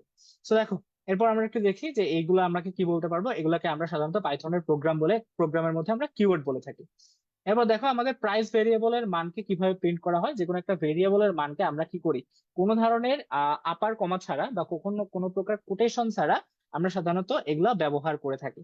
So all good, আমরা এই জিনিসগুলোতে না যাই। এখন আমরা এতটুকু একটু দেখি যে আমাদের সাধারণত যে কোনো একটা প্রোগ্রামে সব থেকে বেশি আপডেট যে ভ্যালু গুলো আছে, ওই আপডেট ভ্যালু গুলাকে তোমার হচ্ছে যে মেইন ভ্যালু ধরা হয়। সাপোজ একটা ভেরিয়েবলে 3 বার ভ্যালু দেওয়া আছে, একবার দেওয়া আছে 30, একবার দেওয়া আছে 25, আর একবার দেওয়া আছে 15। তার মানে যখন ওই ভেরিয়েবলটাকে রান করবে, যখন ওই ভেরিয়েবলটাকে রান করবে তখন সাধারণত কি করা হবে, যখন ওই ভেরিয়েবলটাকে রান করা হয় তখন সব থেকে নিচের বা সব থেকে আপডেটেড যে ভ্যালুটা আছে, ওই ভ্যালুটাকেই পরবর্তীতে কি করা হয়, ওই ভ্যালুটাকেই পরবর্তীতে দেখা হয় যে এই ভ্যালুটার তোমার হচ্ছে যে মেইন মান কোনটা। তো সবার লাস্টে যেটা আছে সেটাকে আমরা কারেক্ট অ্যান্সার বলতে পারি, যে কারেক্ট অ্যান্সার কোনটা, কারেক্ট অ্যান্সার ইজ 15, কারণ লাস্টে যেটা আছে। সো এরকম করে আপডেটেড ভ্যালুটা একটু ভালো মতো করে দেখবা। এরপর হচ্ছে যে মনে করো আমাদের ভেরিয়েবল var ইকুয়াল টু 7 হলে ভেরিয়েবলের ডেটা টাইপ কি। দেখো এখানে সিঙ্গেল কোটেশন অথবা ডাবল কোটেশন যদি থাকে, আমি তোমাদেরকে আহ এর আগেই বলে রাখছি যে যদি সিঙ্গেল কোটেশন অথবা ডাবল কোটেশন থাকে তাহলে আমরা সেটাকে বলতে পারি যে এটা একটা, যদি সিঙ্গেল কোটেশন অথবা ডাবল কোটেশন থাকে তখন আমরা সেটাকে বলতে পারি যে এটা একটা তোমার কি স্ট্রিং ভেরিয়েবল। কারণ স্ট্রিং ভেরিয়েবল ভেরিয়েবল হচ্ছে এমন একটা জিনিস যেখানে তুমি ডাবল কোটেশন অথবা সিঙ্গেল কোটেশনের মাধ্যমে পৃথিবীতে যাই তোমার হচ্ছে যে দাও না কেন ভেরিয়েবলের মধ্যে, সেগুলোকে স্ট্রিং হিসেবে সে ধরবে। সো আমরা বলতে পারি এটা একটা স্ট্রিং। ওকে। সো এরপরে যদি আমরা একটু যাই, সেটা হচ্ছে কোনো ভেরিয়েবলের ডেটা টাইপ বের করতে কোন ফাংশন ব্যবহার করা হয়। টাইপ ব্যবহার করতে আমরা টাইপ ফাংশনটা ব্যবহার করে থাকি, তাই না? টাইপ ব্যবহার করতে আমরা কোন ধরনের ফাংশন ব্যবহার করে থাকি? টাইপ ব্যবহার করতে আমরা সাধারণত টাইপ যে ফাংশনটা আছে, ওই টাইপ ফাংশনটা সাধারণত আমরা ব্যবহার করে থাকি। আশা করি আমরা এটা অনেক ভালো মতো করেই সকলেই জানি যে টাইপ ফাংশন আমরা এই ক্ষেত্রে ব্যবহার করে থাকি। সো এখন যদি দেখি ইন্টিজার কিসের সংক্ষিপ্ত রূপ, আইএনটি কিসের সংক্ষিপ্ত রূপ। আইএনটি সংক্ষিপ্ত রূপ হচ্ছে ইন্টিজার। আইএনটি কিসের সংক্ষিপ্ত রূপ? আইএনটি হচ্ছে ইন্টিজারের সংক্ষিপ্ত রূপ। সো ইন্টিজার কি? ইন্টিজার হচ্ছে পূর্ণ সংখ্যা। আশা করি আমরা এটা জানি, তাই না? আশা করি আমরা এটা অনেক ভালো মতো করে জানি। আইএনটি হচ্ছে ইন্টিজারের সংক্ষিপ্ত রূপ। সো কারেক্ট আনসার হচ্ছে এ, ইন্টিজার। সো টাইপ কাস্টিং এর ফাংশন নয় কোনটি? কোনটাকে টাইপ কাস্টিং করা যায় না, বা কোন টাইপটাকে কাস্ট করা যায় না। এখানে দেখো ইন্টিজার কে কাস্ট করা যায়, ফ্লোট কে কাস্ট করা যায়, স্ট্রিং কে কাস্ট করা যায়, কিন্তু নাম্বার আসলে কোনো ডেটা টাইপে। নাম্বার কি কোনো ধরনের ডেটা টাইপ বলো তো? নাম্বার কিন্তু কোনো ধরনের ডেটা টাইপ না। সো আমরা সাধারণত বলতে পারি যে number is not a data type. আর যদি এটা ডেটার কোনো টাইপ না হয় তাহলে তো আমরা কাজ করতে পারবো না, তাই না? আমরা যদি এটা কোনো ধরনের, এটা যদি কোনো ধরনের টাইপই না হয়, যে এটা কোনো ধরনের ডেটা টাইপই না, তাহলে আমরা তো সেটাকে কাস্টও করতে পারবো না। আর যদি কাস্ট করতে না পারি তাহলে আমরা তো সেটা টাইপ কাস্টিং বলতে পারবো না। সো আমাদের এটা কারেক্ট আনসার কি হবে? কারেক্ট আনসার হবে ডি, যে আমাদের নাম্বার কোনো টাইপ কাস্টিং না। তো আশা করি টাইপ কাস্টিং জিনিসটা আমরা ভালো মতো করে বুঝতে পারছি, যে আমাদের যে ডেটা টাইপ গুলো আছে, শুধুমাত্র যে 4 ধরনের ডেটা টাইপ আছে সেইগুলোর কাস্ট বের করা, বা সেগুলো কোন ধরনের ডেটা, এটাকে বের করাকে আমরা বলি টাইপ কাস্টিং। মানে ডেটাটাকে কোন ধরনের ডেটা টাইপ সেটা বের করাকে আমরা বলি টাইপ কাস্টিং। আশা করি আমরা এই জিনিসটা বুঝতে পারছি। ওকে। সো এরপর আমরা যদি একটু দেখি যে এটার একটু অ্যান্সারটা তোমরা সকলে আমাকে একটু দিয়ে দাও তো, যে এক্স ইকুয়াল টু যদি আমাদের আইএনটি 3.9 হয় তাহলে এক্স এর মান কত? ঠিক আছে, যদি এক্স ইকুয়াল টু তোমার হচ্ছে যে 3.9 হয় তাহলে এক্স এর মান কত হবে? আমি তোমাদের সকলের কাছ থেকে এই ইয়াটা একটু জানতে চাই। তোমরা আমাকে এই কোশ্চেনটার অ্যান্সার তোমরা সবাই আমাকে একটু জানাই দাও। এটা খুবই ইম্পর্টেন্ট এবং এইটা আমাদের পরীক্ষায় আসার সম্ভাবনা আছে। সো দ্যাটস ওয়াই আমরা এই জিনিসটার অ্যান্সারটা একটু দিয়ে দিই। যদি এক্স ইকুয়াল টু ইন্টিজার দেয়া আছে 3.9 হয় তাহলে এক্স এর মান কত?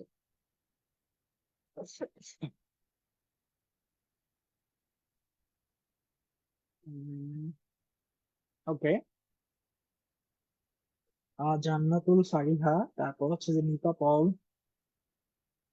দেন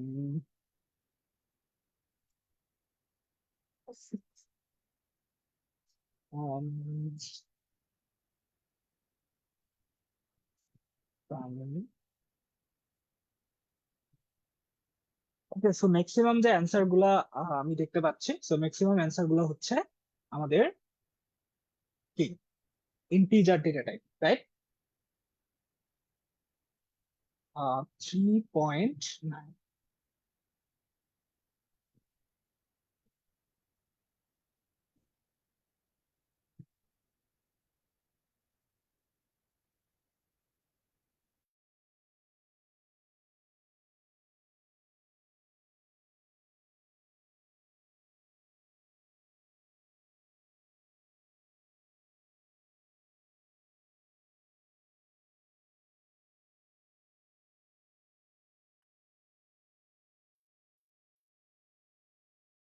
ওকে। সো দেখো, আমরা যখন যে কোনো একটা ডেটাকে আমরা যখন ইন্টিজার পয়েন্টে দেই, ইন্টিজার তার পিছনে এই পয়েন্টটাকে আর সে কি করে না, এই পয়েন্টটাকে সে আর কাউন্ট করে না। এই আমরা যদি 3 এর পর যাই দেই না কেন, ওই পয়েন্ট গুলাকে সে কোনোভাবেই কি করবে না, ওই পয়েন্ট গুলাকে সে কোনোভাবেই কাউন্ট করবে না। তার মানে ইন্টিজারের কাজ কি, সামনের দিকে যতটুকু সংখ্যা আছে ওই সামনের দিকের সংখ্যাটুকু জাস্ট কি করা, ওই সামনের দিকে সংখ্যাটুকু জাস্ট কাউন্ট করা, এর বেশি আর কোনো কাউন্ট করে না। কারণ ইন্টিজার এই পয়েন্টের বাহিরে আর কোনো কাজ করতে পারবে না। দ্যাটস ওয়াই ইন্টিজার শুধুমাত্র সামনের যেটা আছে ওই সংখ্যাটাকে প্রিন্ট করবে। সো ম্যাক্সিমাম যে কারেক্ট অ্যান্সারটা ছিল সেটা হচ্ছে যে বি। তোমরা আশা করি সকলেই বুঝতে পারছো। ওকে। সো আশা করি আমরা এটা জানি এবং আমাদের এটার কোনো ভুল হবে না। সো ব্যবহারকারীর কাছ থেকে ইনপুট নেওয়ার জন্য কোনটি আমরা ব্যবহার করব, যখন আমরা যে কোনো একটা প্রোগ্রাম থেকে কোনো একটা জিনিস ইনপুট নেওয়ার চেষ্টা করব। হ্যাঁ, যে কোনো একটা তথ্যকে আমরা যখন ইনপুট নেওয়ার চেষ্টা করব, তখন সেটাকে আমরা ইনপুট ফাংশন ব্যবহার করব। দেখো এটা কিভাবে ফাংশন গুলো ব্যবহার করবো, আমি যদি তোমাদেরকে একটু দেখাই এগুলো আমাদের কিভাবে কাজ করে। ধরো আমি এখানে একটা ভেরিয়েবল দিলাম। সো আমার ভেরিয়েবলে আমি কি করব, আমি চাই যে যে কোনো একটা সংখ্যা আমরা আমরা লিখে দিব না, প্রোগ্রাম লিখে দিবে বা যে চালাচ্ছে সে লিখে দিবে। এই জন্য আমি কি করব, আমি ইনপুট যে ফাংশনটা আছে ইনপুট ফাংশন ব্যবহার করব। ইনপুট মানে এখানে ব্যবহারকারী এখানে ইনপুট দিবে। এখন এরপর আমি লিখতে পারবো এন্টার, এন্টার দ্য নাম্বার। ঠিক আছে, আমি এখানে বলতে পারবো যে নাম্বারটা তুমি যোগ করো। সো ইনপুট মানে কি, ইনপুট মানে ব্যবহারকারী এখানে ইনপুট দিবে। কিভাবে ইনপুট দিব, এখন দেখো আমি এখান থেকে কি করলাম, আমি এখান থেকে রান করলাম, তারপরে এখানে বলতেছে এন্টার দ্য নাম্বার। সো আমি দিলাম 12, 1 2। এখন যখন আমি রান করব বা এন্টার করব তখন দেখবো এটা কি দিচ্ছে, স্ট্রিং দেখাচ্ছে। আবার যখন রান করব এরপর যদি আমি মনে করো 12.01 দিলাম, এখন যখন রান করব তখন সেটা কি দেখাবে, এখন দেখো সেটাকে সরি 12.01 দিলাম, তো দেখো তখন আবার স্ট্রিং দেখালো। ঠিক আছে, স্ট্রিং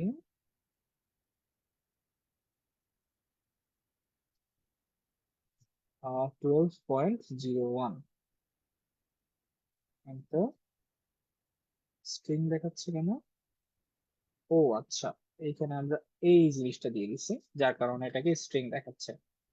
তো আমি যদি এখন দেই 12, এরপরে স্ট্রিং দেখাচ্ছে।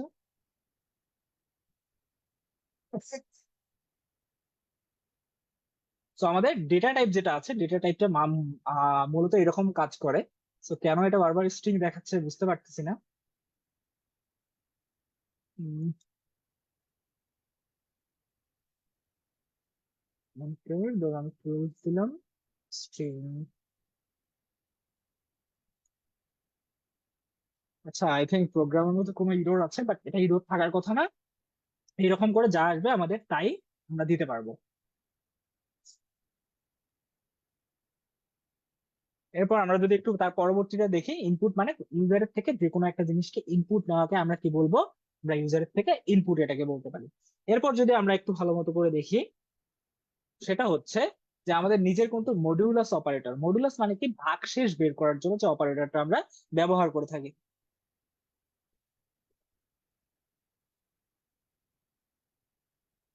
নিচের কোনটি, মডিউলাস অপারেটর। সো ভাগশেষ ব্যবহার করার জন্য যে আমরা মডারেটরটা ব্যবহার করে থাকি বা যে চিহ্নটা ব্যবহার করে থাকি, এটাকে সাধারণত বলা হয় মডিউলাস। এখানে দেখো মডুলাস যে অপারেটরটা আছে সেটা হচ্ছে যে এই ধরনের অপারেটর। সো এই যে পার্সেন্টেজ যেটা আছে সেটা আমরা মডিউলের জন্য ব্যবহার করি। মডিউল মানে কি, ভাগশেষ। সাপোজ 2 দিয়ে আমি কাকে 5 কে ডিভাইড করলাম, সো 2:2 ইকুয়াল টু 4। এই যে ওয়ানটা বের হইছে, এই ওয়ানটা কি, এই ওয়ানটা হচ্ছে আমাদের ভাগশেষ। সো দুইটা সংখ্যার ভাগশেষ ব্যবহার করার জন্য আমরা মডিউল ব্যবহার করব। এই মডিউলটা কেন ব্যবহার করি, জোড় সংখ্যা, বিজোড় সংখ্যা, আরো বিভিন্ন ধরনের কাজের জন্য আমরা এই মডিউলাস অপারেটরটা সাধারণত ব্যবহার করে থাকি। সো এই ব্যবহার অপারেটরটা যেহেতু আমাদের জন্য অনেক ইম্পর্টেন্ট, সো তাই আমরা এই অপারেটরটাকে ভালো মতো করে ব্যবহার করা শিখতে পারি। আর যোগের জন্য আমরা জানি প্লাস, মাইনাসের জন্য এইটা, হ্যাঁ, এই যে হাইফেনটা আছে এটা ব্যবহার করব। গুণের জন্য আমরা সাধারণত এইটা, মাল্টিপ্লিকেশনের জন্য আমরা স্টারটা ব্যবহার করব। আর ভাগের জন্য বা ডিভিশনের জন্য আমরা এই চিহ্নটা ব্যবহার করব। এইটা হচ্ছে আমাদের যোগ বিয়োগ গুণ এন্ড ভাগ। আর মডুলাস কি, মডুলাস মানে হচ্ছে ভাগশেষ। তো মডুলাস অপারেটর কোনটা, এইটা। এটা অনেক বেশি ইম্পর্টেন্ট, সো এটা একটু আমরা মনে রাখবো। সো এখন যদি আমরা একটু ভালো মতো করে দেখি, একটা প্রোগ্রাম এখানে তোমরা দেখতে পাচ্ছ, এই ধরনের প্রোগ্রাম আমাদের আশা করি পরীক্ষার মধ্যে আসার সম্ভাবনা অনেক বেশি থাকে। সেটা হচ্ছে, দেখো এখানে একটা দেওয়া আছে a equal to 4, b equal to 2। So c equal to a modulus b। c equal to কি দেওয়া আছে, c ইকুয়াল টু দেওয়া আছে a মডিউলাস b। এখন আমাদের এখানে বলা আছে প্রিন্ট c, তার মানে কাকে প্রিন্ট করবে, এই c টাকে আমরা প্রিন্ট করব। কাকে প্রিন্ট করব, এই c টাকে আমরা এখন প্রিন্ট করতে চাই। আমরা যখন এই c টাকে প্রিন্ট করব তখন আমাদের কারেক্ট অ্যান্সার কি আসবে, ঠিক আছে। দেখো, তার মানে সি এর মধ্যে আমরা এ মডিউল বি, তার মানে এর ভ্যালু কত, এর ভ্যালু হচ্ছে 4। ভালো করে একটু দেখো, এর ভ্যালু কত, এর ভ্যালু হচ্ছে আমার এখানে 4। এর ভ্যালু 4, তাই না? এর ভ্যালু কত আসছে, ওকে। সো এর ভ্যালু হচ্ছে 4। এখন আমরা এটাকে কত দিয়ে ভাগ করলাম, 2 দিয়ে ভাগ করব, বি দিয়ে ভাগ করব, বি এর ভ্যালু 2। সো এটাকে যখন আমরা ভাগ করব, 2:2 ইকুয়াল টু আমাদের 4। সো আমাদের ভ্যালু কত আসবে, আমাদের কারেন্ট টার্ম ভ্যালু যেটা আসবে সেটা হচ্ছে 0। কারেন্টটা আমাদের মডুলাস কত আসবে, আমাদের মডুলাস আসবে 0। ওকে, সো ওকে, মডুলাস কত আসলো, আমাদের 0 আসলো। তার মানে এখন আমাদের এই যে মডুলাসটা আছে, এটা কার মধ্যে আছে, এটা সি এর মধ্যে আসছে। সো এখন এটার আউটপুট তাহলে কি হবে বলো তো দেখি একটু, যে আমাদের এটা তাহলে আমাদের আউটপুটটা কি আসবে।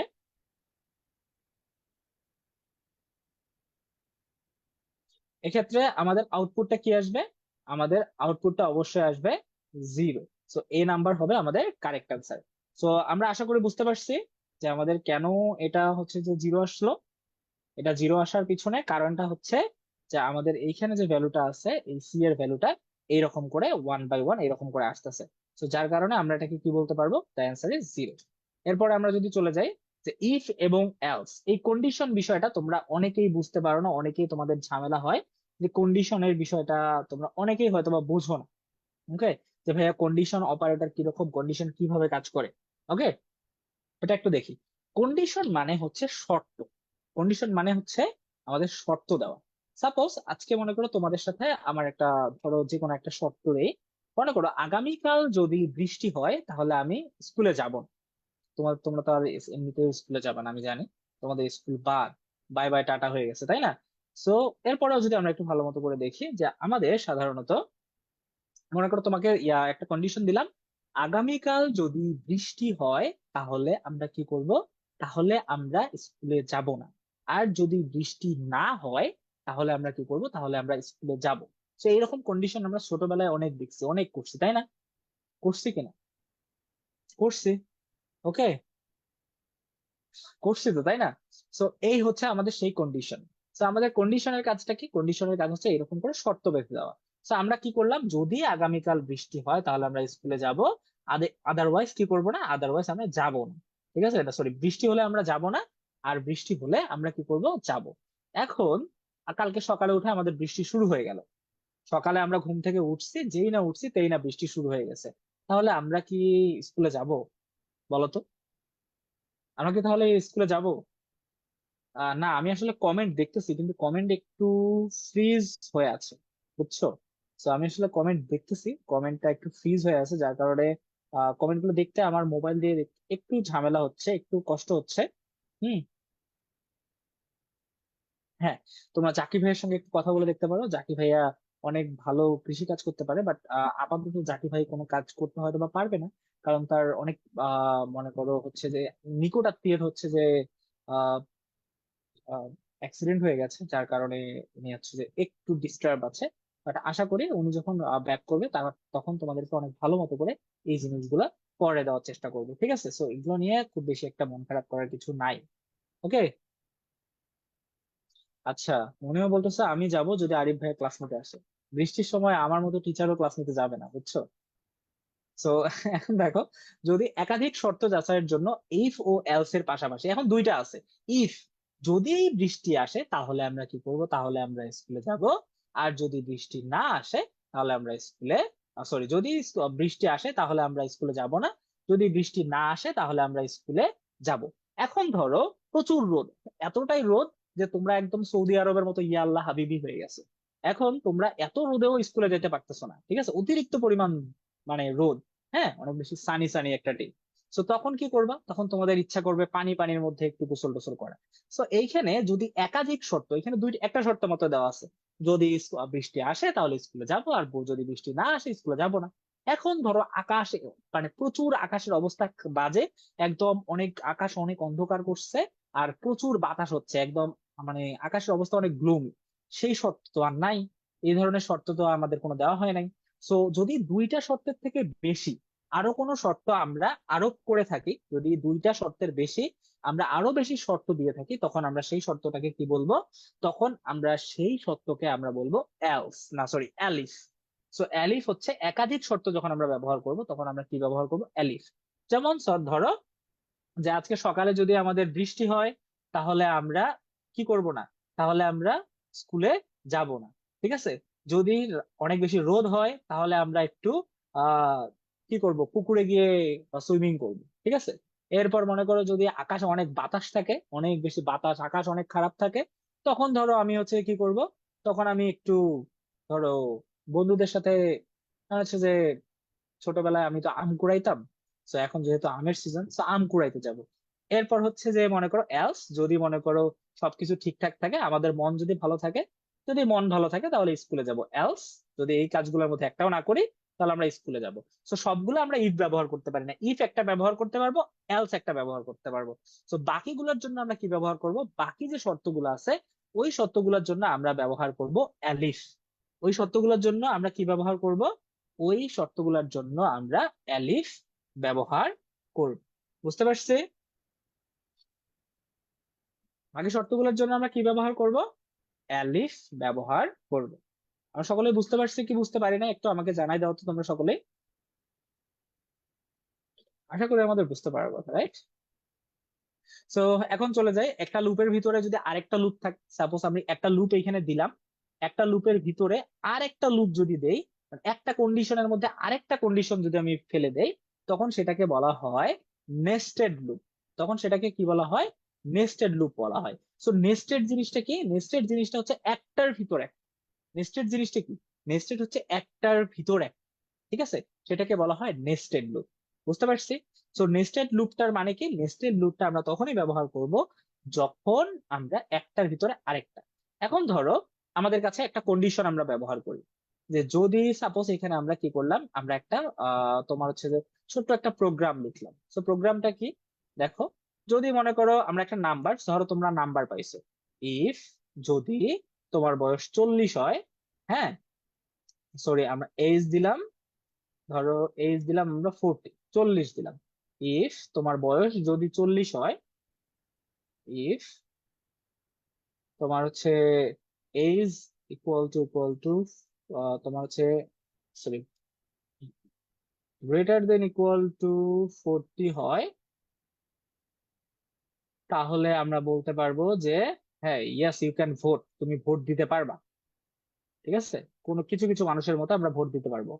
You can vote. ওকে।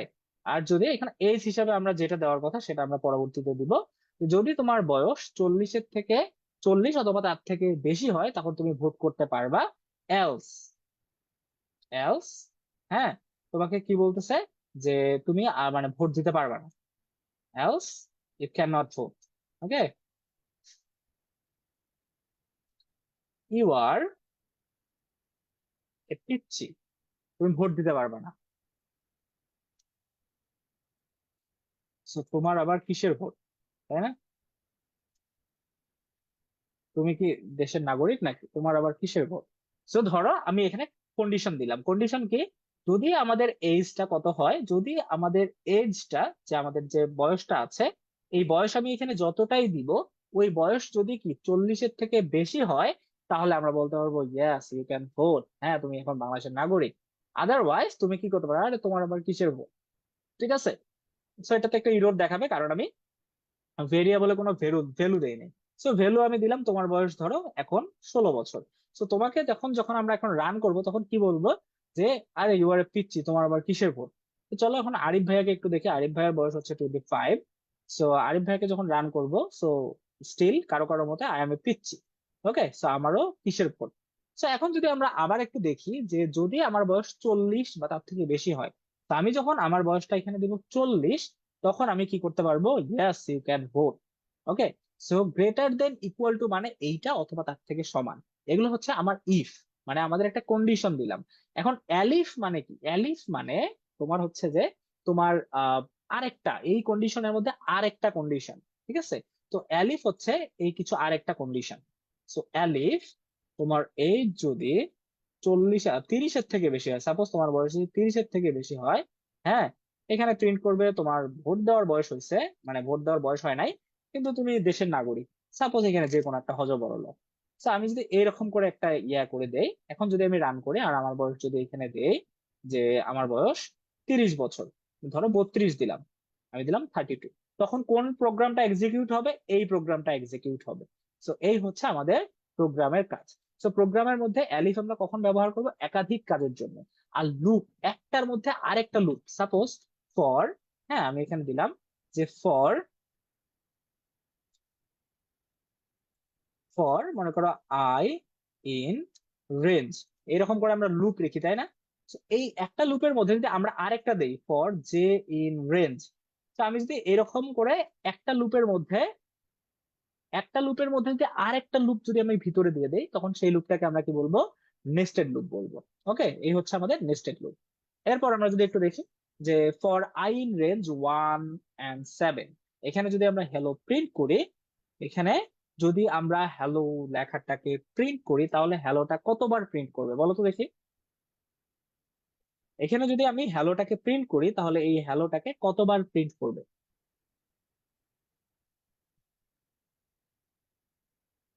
এই অ্যান্সারটা আমাকে একটু দাও তো। যে ফর আই, আই একটা ভেরিয়েবলের নাম, ইন রেঞ্জ, রেঞ্জ মানে এত থেকে এত পর্যন্ত।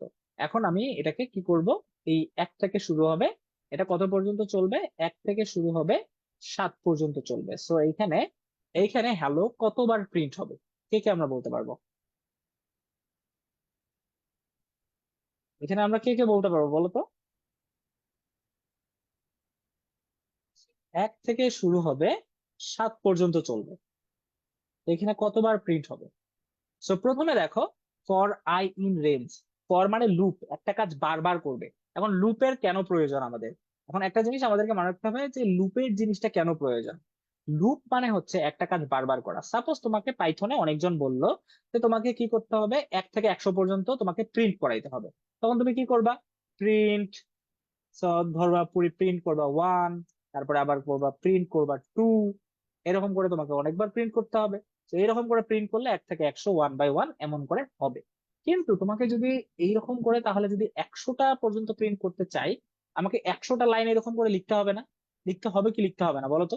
আমাকে 100টা লাইন এরকম করে 1 বাই 1 বাই 1 বাই 1 আমাকে 100টা লাইন লিখতে হবে। সো এটা আমাদের আমাদের জন্য একটু কষ্টদায়ক না? 100টা লাইন আমরা এরকম করে 1 বাই 1 1 বাই 1 এরকম করে করব। তো এই জন্য আমরা ব্যবহার করি কি, এই জন্য ব্যবহার করি লুপ, একটা কাজ একবার, মানে একবার করবে। সাপোজ এখানে আছে প্রিন্ট 3। এখন একটা জিনিস দেখো, যদি আমরা ছোট্ট একটা কাজ করি, এই যে প্রথমটা হচ্ছে যে প্রিন্ট 1, এইটার সাথে আমরা যদি এমন কিছু করি, এইটার সাথে যদি আমরা 1 যোগ করে দেই, তাহলে কি হবে, তার পরবর্তীটা ইকুয়াল টু হবে 2। তারপরে আমরা যদি আবার এরপরে আবার যদি 1 করি, আবার যদি এই 2 এর সাথে 1 যোগ করি, করে যদি আবার প্রিন্ট করাই, তাহলে হবে ইকুয়াল টু 3। এরপর আবার যদি আবার আমরা যদি 1 যোগ করাই, তাহলে এরপর আবার হবে আমাদের 4। এরকম করে একটা কাজ যদি আমরা প্রতিবার যদি এক এক করে যোগ করাই, মানে একবার করে রান করবে আর 1 করে যোগ করবে, রান করবে আর 1 করে যোগ করবে, তো এরকম করে যদি আমরা রান করাই, তখন আমাদের কি হবে বলতো, এরকম করে যদি রান করাই, তখন আমাদের 1 থেকে 100 পর্যন্ত আমাদের কাজ অনেক সুন্দর মতো করে হয়ে যাবে। একটা কন্ডিশন দিয়ে দিব যে 100 হয়ে গেল, তুমি আর কি করবে না, এক যোগ করবে না। সো এই জন্য আমরা পরবর্তীতে কি ব্যবহার করি, ফর লুপ ব্যবহার করি। So for I in range, range মানে কত পর্যন্ত কাজ করবে, ঠিক আছে। সো কত থেকে শুরু করবে, 1 থেকে শুরু করবে এবং 7 পর্যন্ত চলবে। 1 থেকে শুরু করবে এবং 7 পর্যন্ত চলবে। স্টার্টিং পয়েন্ট এন্ডিং পয়েন্ট আমরা চাইলে দিয়ে দিতে পারবো। তো এখানে আমরা বলবো প্রিন্ট কি, প্রিন্ট করবো আমরা হ্যালো। এখানে 1 থেকে 2 এর জায়গায় আমরা কি প্রিন্ট করলাম, হ্যালো প্রিন্ট করলাম। তার মানে এটা কতবার প্রিন্ট করবে, এটা যখন আমরা রান করব এটা ঠিক আমাদের 6 বার প্রিন্ট করবে। কারণ 7 পর্যন্ত চলবে, 7-এর আগ পর্যন্ত চলবে। এইটা হচ্ছে আমাদের কি পয়েন্ট, আমাদের হচ্ছে এন্ড পয়েন্ট। প্রথমটা হচ্ছে স্টার্টিং পয়েন্ট, এটা হচ্ছে এন্ড পয়েন্ট। আর এর মাঝখানে আরেকটা পয়েন্ট আছে। এখন দেখো আমি এখানে কি করলাম, এখানে জাস্ট কি করলাম, প্রিন্ট করব। আমি জাস্ট আই কে প্রিন্ট করব। যখন আমি আই কে প্রিন্ট করব, এটা 1 থেকে 6 পর্যন্ত প্রিন্ট করবে। 1 থেকে 6 পর্যন্ত প্রিন্ট করবে। কেন প্রিন্ট করবে, কারণ ওটা 1 থেকে শুরু হয়েছে, 7 পর্যন্ত চলছে। 1 থেকে শুরু শুরু হয়েছে, 7-এর আগে পর্যন্ত চলছে। এখন আমি যদি চাই এটা করে 1 করে গ্যাপ হবে, 2 করে গ্যাপ হবে, এই দুইটার মাঝে 2 করে গ্যাপ হবে। তার মানে 1 থেকে শুরু হবে, তার মানে আবার একটা করে গ্যাপ দিয়ে তারপর একটা প্রিন্ট করবে। তার মানে এটা 1 3, আচ্ছা 1 করে গ্যাপ দিবে। সো ওটা দিচ্ছেই না। ওকে, সো আমরা জাস্ট স্টার্টিং পয়েন্ট আর এন্ডিং পয়েন্টটাকে আমরা একটু এইভাবে দেখে নিই। সো স্টার্টিং পয়েন্টটা আমাদের কি, স্টার্টিং পয়েন্টটা হচ্ছে আমাদের এরকম করে দিচ্ছে, কোথা থেকে শুরু হবে এবং কত থেকে আগ পর্যন্ত করবে। আমাদের হচ্ছে যে যে পয়েন্টটা দিব সেই পয়েন্টের আগ পর্যন্ত আমাদের হবে। তার মানে এটার কারেক্ট আনসারটা কি হবে, হ্যালো কতবার প্রিন্ট হবে, হ্যালো আমাদের এখানে 6 বার প্রিন্ট হবে। কতবার প্রিন্ট হবে, আমাদের এটা 6 বার প্রিন্ট হবে। ওকে, সো এর পরবর্তীটা আমরা একটু দেখি। সেটা হচ্ছে এই এমসিকিউটার অ্যান্সার তোমরা একটু আমাকে দিয়ে দাও, যে ফর এ ইন রেঞ্জ 1 থেকে 6, 1 থেকে 6 বার হবে। আর যদি এ আর মডিউল, এখানে আমি একটু ভালো মতো করে তোমাদেরকে বলি, এখানে 1 থেকে শুরু হবে, কত পর্যন্ত চলবে, 5 পর্যন্ত চলবে। 5 পর্যন্ত চলবে, ঠিক আছে। 1 2 3 4 5 পর্যন্ত চলবে, 6 তো এখানে চলবে না, তাই না। সো এরপর কি করবে, এইখানে এই যে এর ভ্যালুটা আছে এটাকে 2 দিয়ে ভাগ করবে। সো কত দিয়ে ভাগ করবে, 2 দিয়ে, মানে 2 দিয়ে ভাগ করার পর ভাগশেষ, ভাগশেষ যদি নট ইকুয়াল টু জিরো হয়, ভাগশেষ যদি নট ইকুয়াল টু জিরো হয়, সাপোজ আমি যদি 2 দিয়ে 1 কে ভাগ করি, তাহলে ভাগশেষ কি জিরো হবে, ভাগশেষ তো জিরো হবে না, ভাগশেষ ওই 1 থাকবে। তার মানে সে কি করবে, নট ইকুয়াল টু যদি জিরো হয় তাহলে প্রিন্ট করবে। তার মানে সেখানে সে কি করবে, সেখানে সে প্রিন্ট করবে। এরপর 2 যদি আসে, তার মানে 2 কে 2 দিয়ে ভাগ করলে আমাদের কি আসবে, ভাগশেষ আমাদের জিরো আসবে। ভাগশেষ কত আসবে, জিরো আসবে। সো আমাদের ভাগশেষ নট ইকুয়াল টু জিরো, এই শর্ত তো আমাদের মানে নাই। তার মানে নট ইকুয়াল টু জিরো যদি হয়, আমাদের কারেক্ট অ্যান্সার এখানে আসবে না। সো 3-এর ক্ষেত্রে আবার 1 আসবে, তার মানে 3 আসবে এবং কি আসবে, 5 আসবে। তো আমাদের কারেক্ট অ্যান্সার হবে 1 3 and 5। ওকে, আমাদের কারেক্ট অ্যান্সার কি আসবে, কারেক্ট অ্যান্সার হবে 1 3 and 5। ওকে, এইরকম করে আমাদের সাধারণত কাজ করবে। তো আমাদের কন্ডিশনটা বুঝতে হবে, কন্ডিশন কি বলছে, যে এ মডিউল বি, এ দ্বারাই বি কে, মানে এ, এ যেটা আছে ওই এ কে 2 দ্বারা ভাগ করলে ভাগশেষ যদি নট ইকুয়াল টু, যদি নট ইকুয়াল টু জিরো হওয়া যাবে না, যদি জিরো হয় তাহলে সেটাকে প্রিন্ট করবে। আর যদি নট ইকুয়াল টু জিরো হয় তখন প্রিন্ট করবে, আদারওয়াইজ প্রিন্ট করবে না। তার মানে 1 3 আর 5 এগুলাকে 2 দিয়ে ভাগ করলে ভাগশেষ 1 আসে না, ভাগশেষ তোমার হচ্ছে শূন্য আসে না। আর ভাগশেষ যখন শূন্য না আসবে তখন সেটাকে সে প্রিন্ট করে দিবে। বুঝতে পারছি সকলেই, আমরা বুঝতে পারছি কি বুঝতে পারি না, আমাকে একটু জানাই দাও তো। So Munima got the correct answer, যে 26 এর এ হবে। দ্যাটস সেভারাল থিং, অনেকে যারা যারা কারেক্ট আনসার দিতে পারছো, that's very good. Rita Saha, আচ্ছা এই জিনিসটা দেখো, এই জিনিসটাকে আমি তোমাদেরকে আবার একটু বলতেছি, যে এই জিনিসটা আসলে কি। তো আমরা যদি প্রথমটা কি, প্রথমটা হচ্ছে আমাদের একটা লুপ। লুপ মানে কি, আমরা এখানে লুপের মধ্যে একটা পয়েন্ট আছে, পয়েন্ট কি, 1 থেকে শুরু হবে, 5 6 পর্যন্ত চলবে, মানে 6-এর আগ পর্যন্ত চলবে। কত পর্যন্ত চলবে, 6-এর আগে পর্যন্ত চলবে। 6-এর আগে কত, 6-এর আগে হচ্ছে 5, 5 পর্যন্ত চলবে। তার মানে কত পর্যন্ত চলবে, 1 পর্যন্ত চলবে, 2 চলবে, 3 চলবে, 4 আসবে এবং 5 আসবে, 6-এর দিকে আর যাবে না। তারপর আসবে কন্ডিশন, একটা লাইন ডান, একটা লাইন হয়ে গেল। এখন দ্বিতীয় লাইনে কি আসবে, দ্বিতীয় লাইনে ইফ, যদি। সো এগুলো হচ্ছে এ এর ভ্যালু, এগুলো কার ভ্যালু? এগুলো হচ্ছে আমাদের এ এর ভ্যালু। সো যদি এ এর মানটা আছে, এই যে এ এর মানগুলো আছে, যদি এ এর মানকে ভাগ করার পর ভাগশেষ যদি জিরো হয়, ভাগশেষ যদি জিরো না হয়, নট ইকুয়াল টু, ভাগশেষ যদি জিরো না হয় তখন প্রিন্ট করবে। সো যদি আমি 2 কে 2 দিয়ে ভাগ করি ভাগশেষ জিরো আসবে, 4 কে 2 দিয়ে ভাগ করি ভাগশেষ কত আসবে? জিরো আসবে। জিরো আসবে না? এই 2 কে ভাগ করলে ভাগশেষ জিরো আসবে, 4 কে ভাগশেষ জিরো আসবে। আর এখানে বলেছে নট ইকুয়াল টু জিরো। যদি ইকুয়াল টু জিরো হতো তাহলে 2 এবং 4 আসতো। ঠিক আছে? যেহেতু বলছে নট ইকুয়াল টু জিরো, তার মানে এ কে ভাগশেষ করলে এ, আহ, যদি 1 কে আমরা 2 দিয়ে ডিভাইড করি তখন আমাদের কি হবে? তখন আমাদের যে ভাগশেষটা আছে ভাগশেষ 1 আসবে। তার মানে নট ইকুয়াল টু জিরো, তার মানে এটা কারেক্ট, 1 আসবে, 1টাকে প্রিন্ট করবে। এরপর 3 কে যদি 2 দিয়ে ভাগ করি তাহলে ভাগশেষ 1 আসবে। So 1 not equal to zero, so আমাদের 3 আসবে, এবং পরবর্তীতে 5 আসবে। এবং 2 আর 4 কেন আসবে না? কারণ যদি আমরা 2 কে 2 দিয়ে ডিভাইড করি তাহলে ভাগশেষ জিরো আসবে। আর এখানে আমাদের কন্ডিশন বলতেছে নট ইকুয়াল টু জিরো হইতে হবে। ওকে, তাহলে আউটপুট হবে আমাদের এ নাম্বার। ওকে, আউটপুট আমাদের কি হবে? আউটপুট সাধারণত হবে আমাদের a number. So a number is the correct answer. Got it? বুঝতে পারছি?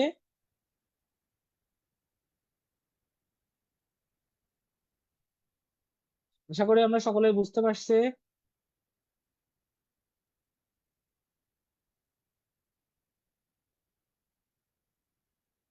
ওকে, সো এর পরবর্তীতে একটু যদি যাই, টাইপের মাধ্যমে এটা কোন ধরনের ডেটা টাইপ আসবে আমাকে একটু জানাই দাও। এটা আমাদের কোন ধরনের ডেটা টাইপ আসতে পারে? ওকে, একটু জানাই দাও যে এটা আমাদের কোন ধরনের ডেটা টাইপ আসবে। আমরা যদি এই নাম্বারটাকে এরকম করে দেই, print type equal to number, এটাকে যদি আমরা ডেটা টাইপ দেই তাহলে আমাদের কোন ডেটা টাইপ আসবে বলো তো? আমাদের এটা হচ্ছে সাধারণত কোন ডেটা টাইপ আসবে? আমাদের এটা ফ্লট ডেটা টাইপ আসবে, রাইট? এটা কোন ডেটা টাইপ আসবে? ডেটা টাইপ আসবে এটা ফ্লট। একটু আমাকে জানাই দাও সবাই যে কোন ডেটা টাইপে আসবে। ওকে, সো ডেটা টাইপ আসবে ফ্লট। এরপর আমরা যদি দেখি, এর পরবর্তীটা দেখে দেই, সেটা হচ্ছে আমাদের নাম্বার ইকুয়াল টু 2.0। এটা তো ডাবল হয়ে গেছে। সো পাইথনে এলিফ স্টেটমেন্টের অনুরূপ কাজ করে কোনটা? সো এখন দেখো, তোমরা আসো অনেকেই কন্টিনিউ বোঝো না। কন্টিনিউ মানে হচ্ছে কোনো একটা প্রোগ্রাম চলতেছে। হ্যাঁ, মনে করো আমি একটা জিনিস লিখলাম যে যতক্ষণ পর্যন্ত বৃষ্টি চলতেছে ততক্ষণ পর্যন্ত খেলা চলবে। আমরা গ্রামের ওইদিকে এরকম করে খেলা হয় যে যতক্ষণ পর্যন্ত 2টা গোল হয় নাই ততক্ষণ পর্যন্ত খেলা চলতেই থাকবে। তো এই ধরনের স্টেটমেন্টকে বলা হয় কন্টিনিউ। যে যতক্ষণ পর্যন্ত আমরা ভালো রেজাল্ট করতে পারি নাই ততক্ষণ পর্যন্ত আমরা পড়াশোনা করতেই থাকবো। সো কন্টিনিউ হচ্ছে এমন একটা, সাপোজ তোমাকে বলা হয়েছে যে যদি আমাদের এটার ভ্যালুটা, আহ মনে করো তোমার পরীক্ষার রেজাল্টে তোমার ভ্যালু কত আসছে বা তোমার মার্ক কত আসছে। তোমার মার্ক আসছে, তোমার হচ্ছে যে লেস দেন 70। তোমার মার্ক কত আসছে? তোমার মার্ক আসছে 70 থেকে কম মার্ক আসছে। 70 থেকে কম মার্ক আসছে। এখন তোমাকে যদি বলা হয় কন্টিনিউ, তার মানে তোমাকে পড়াশোনা করতে হবে। যদি তোমার মার্ক 80 পর্যন্ত বা 100 পর্যন্ত হয়ে যায়, এখন যখন তোমার মার্ক মনে করো 100 হয়ে গেছে, এরপর আর তোমার মার্কের পুরো প্রয়োজন আছে, তখন এসে বলবে ব্রেক। আর তোমাকে এই মার্কটা করতে হবে না। ব্রেক মানে তোমার একটা কাজ হয়ে গেছে, এরপর আর তোমাকে করতে হবে না। যদি তোমার A+ পেয়ে যাও, অনেক ভালো একটা রেজাল্ট করে যাও, তখন কি তোমাকে আরো পড়তে হবে? আরো কোনো সাফার করতে হবে? হবে না। তো যখন একটা তোমার টার্গেটটা হয়ে গেছে যে আমার এইটা হচ্ছে আমার টার্গেট, আর যখন তোমার টার্গেটটা একদম কন্টিনিউ হয়ে যাবে তখন আমরা সেটাকে বলবো ব্রেক। আর যদি কাজটা হয় নাই, কাজটা কি হয় নাই, কাজ একদমই হয় নাই, তোমাকে কাজটা আরো করতে হবে, তখন বলা হয় কন্টিনিউ। আর ম্যাচ, এখন তোমাকে বলা হয়, আমরা অনেকে ম্যাচিং ম্যাচিং করি না? এখন যদি বলা হয় যে তোমার 80 পাওয়ার কথা, তুমি যদি 80 পাও তাহলে তোমাকে কি হবে? 80 যদি পাও তাহলে তোমাকে বলা হবে যে তুমি A+। 80 যদি পাও তাহলে তুমি A+। তো তোমার মার্ক যদি 80 হয়ে যায় আর দুইটা মার্ক যদি একসাথে ম্যাচ করে, তাহলে আমরা সেটাকে কি বলি? তখন আমরা সেটাকে বলি ম্যাচ। ম্যাচ মানে একটার সাথে আরেকটা ম্যাচিং করা। ঠিক আছে? তো আমরা এই তিনটা জিনিস বুঝতে পারছি যে ম্যাচ কি, তারপর হচ্ছে যে আমাদের মানে ম্যাচ কি, কন্টিনিউ কি, আর ব্রেক কি। কন্টিনিউ মানে হচ্ছে তোমাকে একটা কাজ দেয়া হয়েছে, ওইটা কাজ তোমার পুরোপুরি হয় নাই, তোমাকে আরো করতে হবে, সেটাকে বলা হয় কন্টিনিউ। সেটাকে কি বলা হয়? কন্টিনিউ। ম্যাচ মানে কি? তোমাকে একটা কাজ দেওয়া হয়েছে, তুমি ঠিক ওই পরিমাণ কাজটা করছো, তখন তোমাকে বলা হয় ম্যাচ। আর একটা কাজ তুমি সম্পূর্ণ করে ফেলছো, এরপর তোমার কাজ করার কোনো আর অপশন নাই, বা প্রোগ্রাম লেখার আর কোনো অপশন নাই, তখন আমরা সেটাকে কি বলি? তখন আমরা সেটাকে বলি ব্রেক। তখন আমরা সেটাকে কি বলি? তখন আমরা সেটাকে বলি সাধারণত ব্রেক। তো আমরা এটা বুঝতে পারছি কি বুঝতে পারি না আমাকে একটু জানাই। So match. এখন দেখো আমাদের এখানে আর একটা প্রোগ্রাম আছে, আমরা আশা করি প্রোগ্রামটা দেখতে পাচ্ছি। সো প্রোগ্রামের মধ্যে দেওয়া আছে, দেখো নাম্বার ইকুয়াল টু 3, একটা নাম্বার দেওয়া আছে, একটা নাম্বার আমরা অলমোস্ট দেখতে পাচ্ছি যে number equal to 3। If number greater than 0, যদি তোমার নাম্বারটা 0 এর বেশি হয়, যদি if the number is greater than 0, যদি তোমার নাম্বারটা 0 থেকে বেশি হয়, তাহলে প্রিন্ট করবে পি। তো আমার নাম্বার কত, নাম্বার দেওয়া আছে 3। তো 3 কি 0 থেকে বেশি? 3 কি আমাদের 0 থেকে বেশি? অবশ্যই 3 তো আমাদের 0 থেকে বেশি, তাই না? সো এটা কি হবে? এটা হচ্ছে যে আমাদের পি আনসার হবে পি। আর যদি নাম্বারটা 0 থেকে কম হয় তাহলে প্রিন্ট করবে এন। আর যদি এই দুইটার মধ্যে একটাও না হয় তাহলে প্রিন্ট করবে কি জেড। সো এখন আমাদের কারেক্ট আনসারটা কি হবে তোমরা সকলে আমাকে একটু জানাই দাও। এই ক্ষেত্রে আমাদের কারেক্ট আনসারটা কি হবে?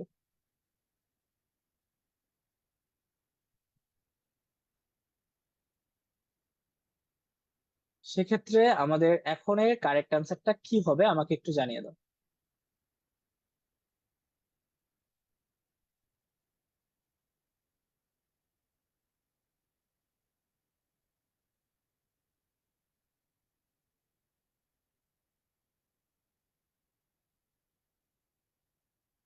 ওকে।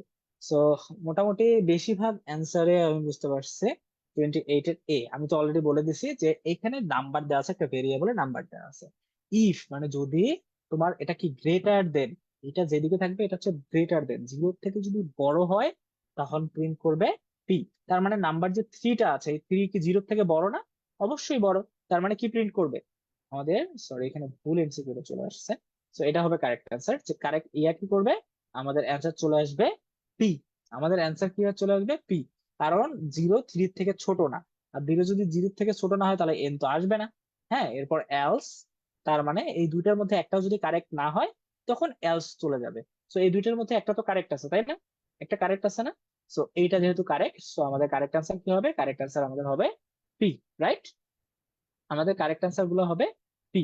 সো আমরা যদি একটু বইটা ভালো মতো করে দেখি যে আমাদের কোন বিষয়গুলো আরো ভালো মতো করে পড়তে হবে, তোমরা একটু ভালো মতো করে জেনে নাও যে আমরা এই টাইপ যে কাস্টিং গুলো আছে, টাইপ কাস্টিং গুলো অনেক ভালো মতো করে পড়তে হবে। কি করতে হবে? টাইপ কাস্টিং গুলো আমাদেরকে অনেক ভালো মতো করে পড়তে হবে। কারণ টাইপ কাস্টিংটা পড়াটা আমাদের জন্য অনেক বেশি জরুরি। টাইপ কাস্টিংটা আমাদের জন্য পড়াটা অনেক অনেক অনেক বেশি জরুরি, তাই টাইপ কাস্টিংটা একটু ভালো মতো করে করতে হবে। এরপর প্রোগ্রামে ডেটা কিভাবে ইনপুট নিতে হয় এগুলো জানবো। আমরা সব থেকে বেশি গুরুত্ব দিব লুপটাকে। আমরা সব থেকে বেশি কোনটাতে গুরুত্ব দিব? লুপটাকে আমরা সব থেকে বেশি গুরুত্ব দিব। আর এরপর আমরা যদি দেখি লুপটা শুধুমাত্র গুরুত্ব দিব এটাও না, এরপর আমরা আরো কাজ আছে। সেটা হচ্ছে যে লুপ গুরুত্ব দেওয়ার সাথে সাথে আমাদের এখানে আরো কিছু থিংস আছে যেগুলো আমাদেরকে দেখতে হবে। সেটা হচ্ছে ম্যাচ, কন্টিনিউ। এগুলো খুব একটা ইম্পর্টেন্ট না, আমি একটু দেখি নাই। আমি মোটামুটি দেখছি যে এগুলো খুব বেশি একটা ইম্পর্টেন্ট যদিও না, তবু আমরা একটু দেখবো যে এই জিনিসগুলো আমাদের কতটুকু কাজে লাগে এবং কতটুকু কাজে লাগে না। তো এই জিনিসগুলো আমরা একটু ভালো মতো করে দেখার চেষ্টা করব। এর পরবর্তীতে যদি আমরা একটু দেখি ভেরিয়েবলের নাম, এটা খুবই ইম্পর্টেন্ট, এখান থেকে একটা এমসিকিউ 100% আসবে।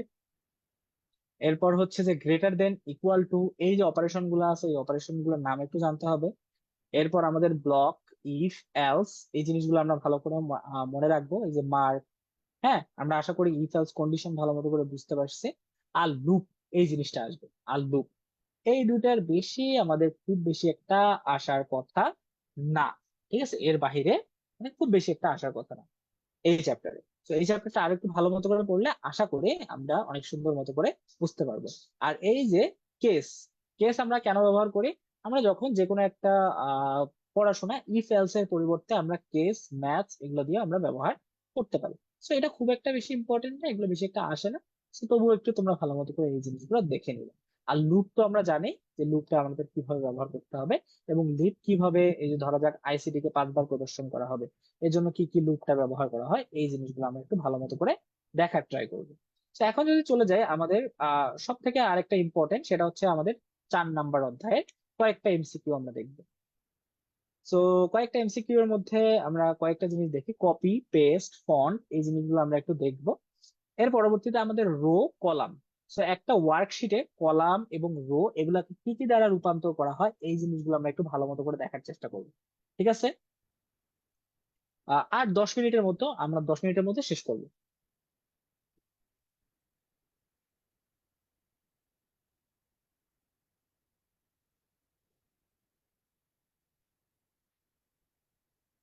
ঠিক আছে? আর উইথিন 10 মিনিট আমরা শেষ করার চেষ্টা করবো। তো তোমরা এইটা একটু জাস্ট আমাদের দেখতে দেখো যে ওয়ার্কশিটে আমরা যে কলাম গুলো ব্যবহার করে থাকি, ওই ওয়ার্কশিটে কলাম গুলো কি দ্বারা তোমার হচ্ছে চিহ্নিত করা হয়, এই দুটো আমাদেরকে একটু জানতে হবে। সো আমরা যদি একটু ভালো মতো করে দেখি যে আমাদের যদি ওয়ার্কশিট যেটা আছে বা আমাদের স্প্রেডশিট যেটা আছে, এই স্প্রেডশিট গুলো এইরকম থাকে। স্প্রেডশিট এইরকম থাকে না? এই যে এইরকম থাকে। এইটা জাস্ট মনে রাখলে আমরা একটা এমসিকিউ আমরা শিওর অ্যান্সার করতে পারবো। আমরা একটা এমসিকিউ 100% আমরা এখান থেকে কমন পাবো। এগুলাকে আমরা এই যে কলাম গুলো আছে, এই কলাম গুলাকে A B C D E capital, হ্যাঁ, ক্যাপিটাল তোমার হচ্ছে যে অ্যালফাবেট দিয়ে এগুলাকে কি করা হয়, তোমার হচ্ছে যে ধরা হয় বা দেখা হয়। আর রো যেগুলো আছে, রো গুলাকে 1 2 3, রো গুলাকে কিসের মাধ্যমে করা হয়? 1 2 3 4 এগুলোর মাধ্যমে অ্যাড করা হয়। বুঝতে পারছি? রো গুলাকে কিসের মাধ্যমে করা হয়? এইগুলোর মাধ্যমে সাধারণত রো এর ক্ষেত্রে করা হয়। সো আমরা যদি এখন ভালো মতো করে একটু দেখি, এগুলো হচ্ছে রো এবং কলাম। আর সেল আমরা আশা করি ডিটেক্ট করতে পারি। সাপোজ আমার এই সেলের লোকেশন কি, এই সেলের লোকেশন এই যে ডি, আর এটা হচ্ছে 2। আগে কলামের নাম তারপর রো এর নাম, সো D2। এরকম করে আমরা কলাম এবং রো আশা করি বুঝতে পারছি। সো তোমরা আমাকে এইটার একটু অ্যান্সার দাও, যদি বুঝে থাকো তাহলে আমাকে এই এমসিকিউটার একটু অ্যান্সার দিয়ে দাও যে আমাদের কোন একটা ওয়ার্কশিটের সারিগুলোকে, সারি মানে কি, সারি মানে হচ্ছে রো, সারি মানে কি, সারি মানে হচ্ছে রো, সারি মানে হচ্ছে রো। সো রো গুলাকে আমরা কিভাবে স্টার্ট করতে পারি?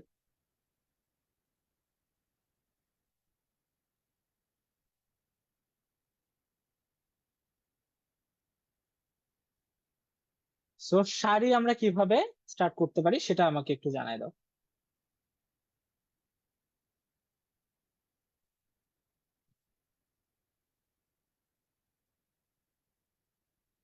ওকে। সো আমরা জানি যে সারিগুলোকে আমরা কিভাবে হচ্ছে যে ইয়া করতে পারি, এবং সারিগুলোকে 1 2 3 4 এইভাবে আমরা অ্যাড করে ফেলি। সো এখন দেখো, সারি ও কলামের মধ্যে যখন সংযোগ হয় তখন সেটাকে আমরা সেল বলি, তখন আমরা সেটাকে কি বলি? সেল বলে থাকি। সো এখন যদি আমরা আর একটু ভালো মতো করে দেখি যে আমাদের পরবর্তী যে জিনিসগুলো আছে, এই একটু ভালো মতো করে দেখার চেষ্টা করি। তো চলো দেখি স্প্রেডশিটের রেঞ্জ দিয়ে কি বোঝানো হয়। রেঞ্জের জন্য আমরা কি করি? আমরা এরকম করে একটা পয়েন্ট করি। রেঞ্জের জন্য আমরা এরকম করে পয়েন্ট দেই। এই যে দুটা যে একই স্তূপে আছে, এই দুটোর জন্য আমরা পয়েন্ট দিই। ঠিক আছে? এই রেঞ্জের জন্য আমরা এই পয়েন্ট গুলো দিয়ে আমরা সাধারণত রেঞ্জ বের করি। ওকে। সো এরপর যদি আমরা একটু দেখি, এই যে এই ধরনের এমসিকিউ আমাদের 100% আসবে। এই ধরনের এমসিকিউ আমাদের 100% আসার সম্ভাবনা অনেক বেশি।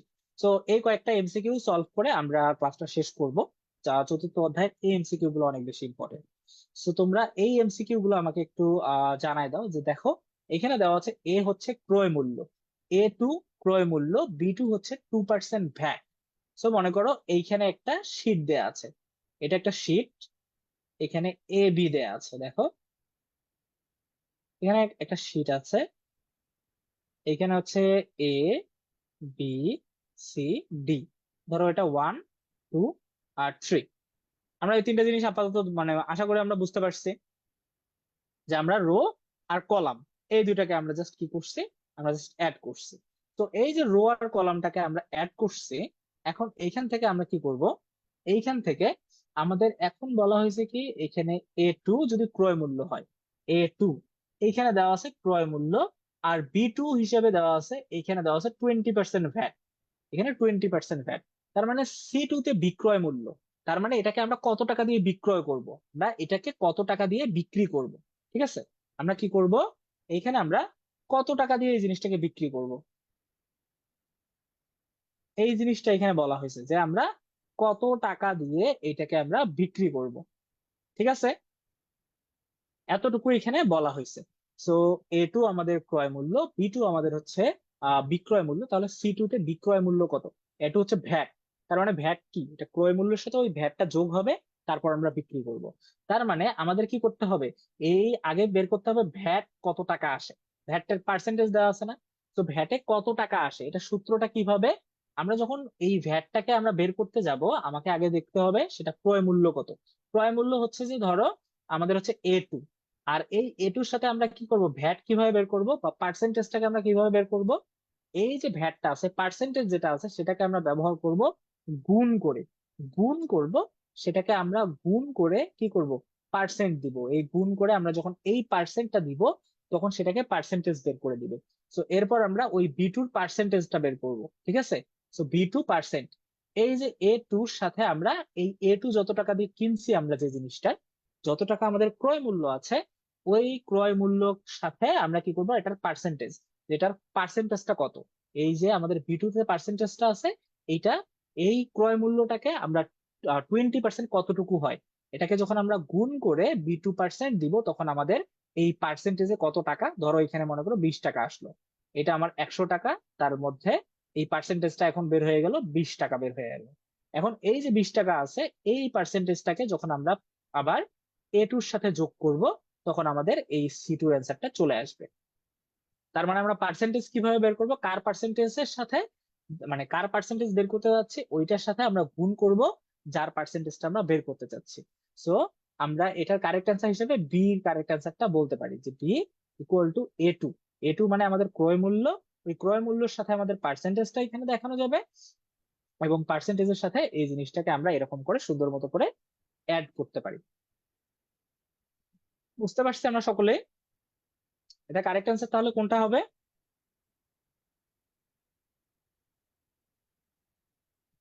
কারেক্ট আনসার হবে আমাদের 19-এর বি।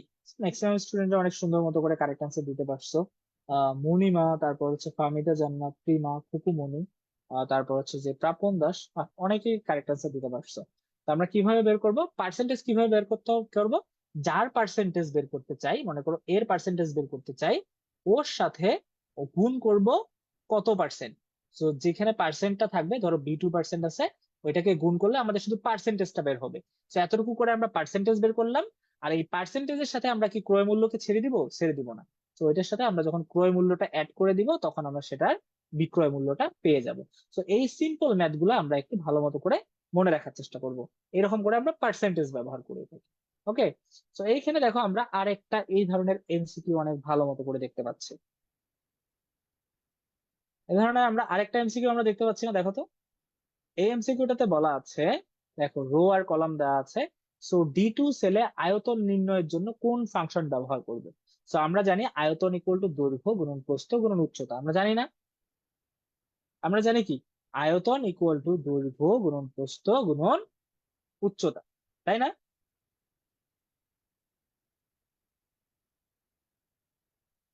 সো আমরা জানি আয়তন সমান সমান দৈর্ঘ্য গুণন প্রস্থ গুণন উচ্চতা। সো আমাদের দৈর্ঘ্য দেওয়া আছে, প্রস্থ দেওয়া আছে, এবং উচ্চতা এখানে দেওয়া আছে। সো আয়তন D2। So D2 equal to আমরা কি করব, D2 ইকুয়াল টু এই তিনটাকে, A2 into B2 into C2। তো দেখো তো এখানে কোথাও দেওয়া আছে কিনা। তো যখন আমরা যে কোনো একটা সূত্র লিখবো, ওই সূত্রটা লেখার জন্য আমাদেরকে আগে কি করতে হবে, ইকুয়াল টু চিহ্ন দিতে হবে। ইকুয়াল টু চিহ্ন দিতে হবে, এইখানে এইটা কারেক্ট অ্যান্সার হতে পারতো, কিন্তু এটার সামনে ইকুয়াল টু চিহ্নটা নাই। আর ইকুয়াল টু চিহ্নটা না থাকার কারণে আমরা এটাকে কারেক্ট অ্যান্সারটা বলতে পারতেছি না, যেটা আমাদের কারেক্ট অ্যান্সার। ঠিক আছে, এটাকে আমরা কি বলতে পারতেছি না, এটার আমরা কারেক্ট অ্যান্সারটা বলতে পারতেছি না, যেটা আমাদের কারেক্ট অ্যান্সার। তো এইখানে আরেকটা জিনিস আছে, প্রোডাক্ট। প্রোডাক্ট প্রোডাক্ট মানে কি, প্রোডাক্ট মানে হচ্ছে একটা স্টার্টিং, একটা থেকে শুরু হবে আর একটা থেকে শেষ হবে, এর মাঝখানে যতগুলো আছে সবগুলোকে গুণ করি। ঠিক আছে, মনে করো আমার এখানে অনেকগুলো সেল আছে। সো এখানে অনেকগুলো সেল আছে, 1 2 3 4টা। সো প্রোডাক্টের প্রথম সেল এবং এই দ্বিতীয় সেলটা যদি আমি দেই, হ্যাঁ, এর মাঝখানে আমি যদি কি করি, এর মাঝখানে যতগুলো সেল দেই, ওই সেলগুলোকে, সম্পূর্ণ সেলগুলোকে গুণ করে দিবি কি, প্রোডাক্ট। সো আমরা জানি প্রোডাক্ট ইকুয়াল টু, আমরা জানি যে স্টার্টিং এবং এন্ডিং এর মাঝখানে যতগুলো পয়েন্ট আছে সবগুলো পয়েন্টকে গুণ করে দেয়। সো তার মানে A2 এটা, আর C2 এটা, আর মাঝখানে আছে B2, তো সবগুলোকে গুণ করে দিবে। So equal to product A2 into C2। তার মানে আমাদের কারেক্ট আনসার হবে কোনটা, কারেক্ট আনসার হবে আমাদের এ নাম্বার। কারেক্ট আনসার কোনটা হবে? আমাদের কারেক্ট আনসার হবে A number. So A is the correct answer. Okay, আশা করি আমরা আমাদের কারেক্ট অ্যান্সারটা ঠিকঠাক মতো বুঝতে পারছি। তো 20 নাম্বারের কারেক্ট অ্যান্সার হবে এইটা। সো এরপর আমরা একটু আরেকটা দেখি, সেটা হচ্ছে দেখো এই ম্যাথটা তোমরা একটু একটু আমাকে করে দাও যে 1200 টাকার উপর 16% লাভ যোগ করলে বিক্রয় মূল্য বের করার সঠিক সূত্র কোনটি? 12%, 1200 টাকার উপর, 1200 টাকার উপর 16% লাভ। 1200 টাকার উপর 16% লাভ আমরা কিভাবে বের করব? 1200 টাকার উপর 16% লাভ, আগে 16% লাভটা আমরা বের করি। 16% লাভ কিভাবে করবো? A2 1200 টাকা, হ্যাঁ, এরপর আমাদেরকে গুণ করব কত, এই যে B2%। আমরা B2%, এই B2%, তখন বের করলাম আমরা এই লাভ পয়েন্টটা বের করলাম। আমরা কতবার এই লাভের পয়েন্টটা বের করলাম, আর এই লাভের সাথে আমরা যখন আসলটা যোগ করব, এই যে 1200 বা A2, এটার সাথে আমরা যখন যোগ করব তখন আমরা আমাদের এই বিক্রয় মূল্যটা অনেক সুন্দর মতো করে পাবো। ঠিক আছে, তো আমরা এখানে দেখো ক্রয় মূল্য দেওয়া আছে, লাভ দেওয়া আছে এবং বিক্রয় মূল্য কত। তো আগে লাভটা বের করে নিব, লাভটা এরকম করে বের করে নিব। এরপর A2টা তোমরা সামনেও অ্যাড করতে পারো, পিছনেও অ্যাড করতে পারো ক্রয় মূল্যটা। তো ক্রয় মূল্য আগে লাভ বের করে নিব, তারপর ক্রয় মূল্য বের করব, এরপর আমরা ওই দুটাকে যোগ করে দিব, তখন হয়ে যাবে আমাদের বিক্রয় মূল্য। তো এখানে আমাদের কারেক্ট অ্যান্সার কোনটা একটু জানাও তো দেখি, বলো তো এখানে কারেক্ট অ্যান্সার কোনটা হতে পারে?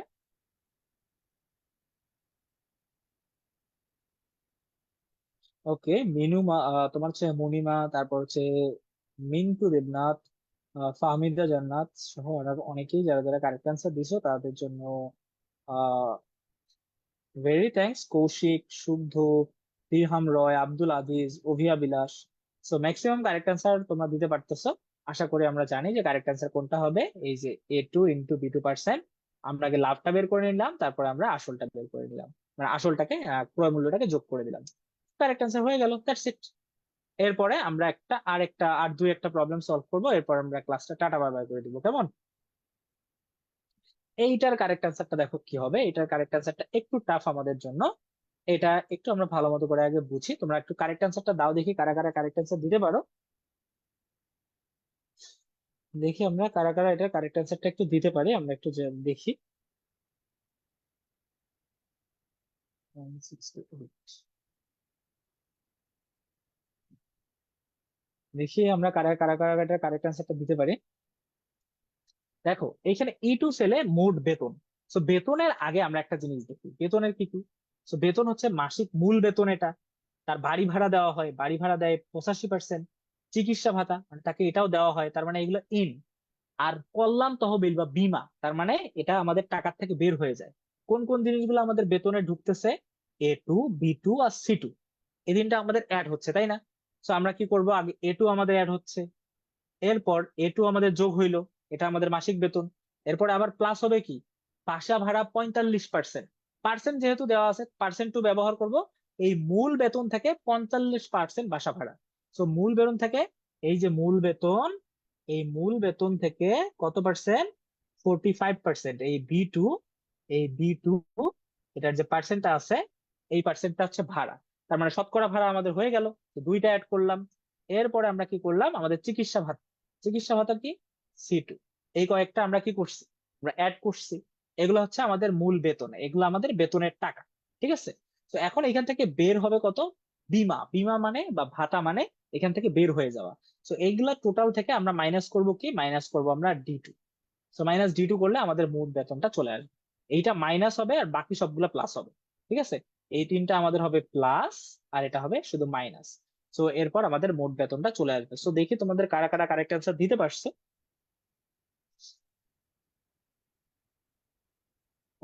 মনিমা বরাবরের কারেক্ট অ্যান্সার দিছো, কৌশিক মিয়া, তারপর হচ্ছে যে আমাদের কুকুমনি,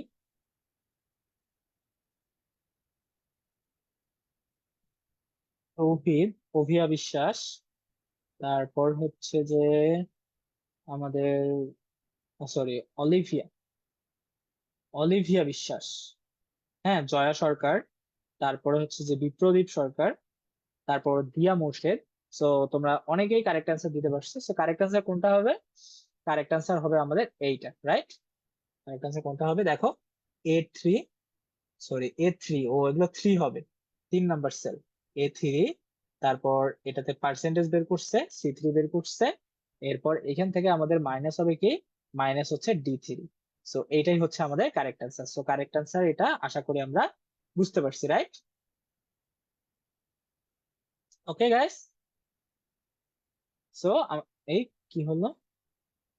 ও আচ্ছা, এটাতে ইকুয়াল টু দেওয়া ছিল, অনেকেই এ নাম্বার কারেক্ট আনসার দিছো, অনেকেই ডি নাম্বার কারেক্ট আনসার দিছো।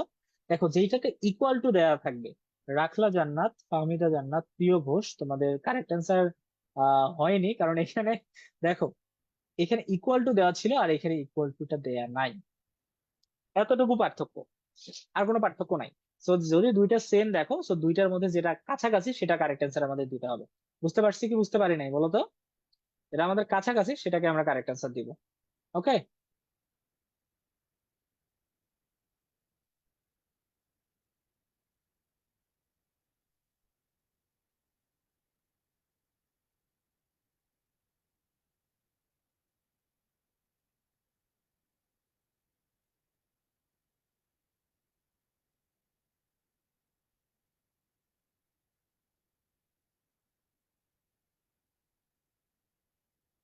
ওকে, আশা করি আমরা কারেক্ট অ্যান্সারটা সকলেই বুঝতে পারছি, যে কারেক্ট অ্যান্সারটা হবে ডি। তো তোমাদের জন্য স্যাড, কারণ হচ্ছে যে, আচ্ছা স্লাইড চেঞ্জ হয়ে গেছে। ও আচ্ছা আচ্ছা, হ্যাঁ আসলেই তো, এ নাম্বার কারেক্ট অ্যান্সার ছিল, আমি পরবর্তীতে এটা দিতে চলে আসছে। আচ্ছা যাই হোক, এ নাম্বারের কারেক্ট অ্যান্সার, আর এটা আমারই ভুল হয়ে গেছে। তো এখানে আবার ডি দেওয়া ছিল, তো একটু উল্টাপাল্টা ছিল। সো এই লাস্টের এমসিকিউটা আমরা একটু দেখি, যে লাস্টের এমসিকিউটা তোমরা কতজন দিতে পারো।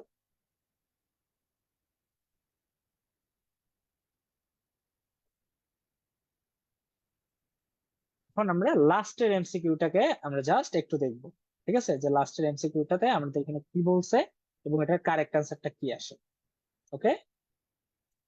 ফাহমিদা জান্নাত বলছো 25 আউট অফ 5, এক্সাম, এক্সাম অনেক ভালো হবে ইনশাল্লাহ, তো that's very good. Best of luck to you Fahmida. Class আর আর 5 মিনিটের মধ্যে, মানে 5 মিনিটের মধ্যে শেষ করবো। এটাই আমাদের লাস্ট এমসিকিউ, এরপরে আমরা এমসিকিউ দেখবো। তো এখন তোমরা আমাকে একটু জানাই দাও, যে আমাদের হচ্ছে যে এইখানে যে নিম্নোক্ত সমস্যা সমাধানের জন্য কোন সূত্রটা প্রয়োগ করব। তো সূত্রটা আমরা কিভাবে প্রয়োগ করব, আমরা লাস্ট এমসিকিউটা এরকম করে সলভ করে নেই, যে আমরা সূত্র কিভাবে সলভ করব। তো আমরা অলমোস্ট দেখলাম যে এ হচ্ছে আমাদের রো আর এটা হচ্ছে আমাদের কলাম, রাইট? রো আর কলাম তো আমরা আশা করি ভালো মতো করে বুঝতে পারতেছি। সরি, এটা হচ্ছে কলাম আর রো। তো এখানে আমাদের ক্রয় মূল্য দেয়া আছে, সো ক্রয় মূল্য হচ্ছে A3। তো আমাদের ক্রয় মূল্য A3। এখন আমাদের যে জিনিসটা দেখবো সেটা হচ্ছে লাভের হার। লাভের হার কত দেওয়া আছে? 17% দেওয়া আছে। তো এই যে 17%টা দেওয়া আছে, 17% আমরা কিভাবে বের করি? শতকরা আমরা ব্যবহার করি, যে ক্রয় মূল্যটা, অরিজিনাল যে মূল্যটা আছে ওই মূল্যটার সাথে আমরা গুণ করে দেই। আমরা গুণ করে দেই কত পার্সেন্ট। তো কত পার্সেন্টটা কোথায় আছে? B3 তে আছে। তো আমাদের এই যে B3টা আছে, ওই B3-র পার্সেন্টটাকে আমরা গুণ করে দিব। তো যখন আমরা গুণ করে দিব, আমাদের শতকরাটা আসবে। তো আমাদের শতকরা লাভের হারটা এখানে বের হয়ে গেল। তো শুধু লাভের হার বের করলে তো আর শুধু লাভটা তো আমরা মানে দিব না, তাই না? আমরা শুধু লাভটা তো দিব না, আমাদের বিক্রয় মূল্যটা তো আমাদেরকে বিক্রয় তো করতে হবে। আমাদের ক্রয় মূল্যের সাথে আমরা না কিছু টাকা লাভ করবো। তো আমাদের যখন লাভের হার বের করলাম, ওই লাভের হারের সাথে যখন আমরা বিক্রয় মূল্য যেটা আছে ওটাকে যোগ করব, তখন সেটাকে আমরা কি পাবো? আমাদের বিক্রয় মূল্য যেটা আছে ওই বিক্রয় মূল্যটা আমরা পেয়ে যাব, তাই না? এরপরে আমরা আমাদের যে বিক্রয় মূল্যটা আছে ওই বিক্রয় মূল্যটা পেয়ে যাব। তো আমরা যদি দেখি A3 প্লাস আমাদের যে A3টা আছে, A3 হচ্ছে আমাদের এই যে ক্রয় মূল্য, ওটার সাথে আমাদের A3 × B3%, তার মানে আমাদেরকে, আমাদের সাধারণত যে ইয়াটা দেওয়া আছে, আমাদের যে লাভের হারটা আছে, সো লাভের হার প্লাস ক্রয় মূল্য ইকুয়াল টু বিক্রয় মূল্য। সো আমাদের কারেক্ট অ্যান্সার এখানে কোনটা হবে? আশা করি আমরা জানি আমাদের কারেক্ট অ্যান্সারটা কোনটা হবে। সো এটা আমরা সামনেও দিতে পারি, A3 এটা সামনেও দিতে পারি, পিছনেও দিতে পারি। সো এইটা আমাদের কারেক্ট অ্যান্সার দেওয়া আছে, আর ম্যাক্সিমাম স্টুডেন্ট আমাদের কারেক্ট অ্যান্সারটা দিতে পারছো। দ্যাটস ওয়াই আমরা এটাই রাখতেছি। হ্যাঁ।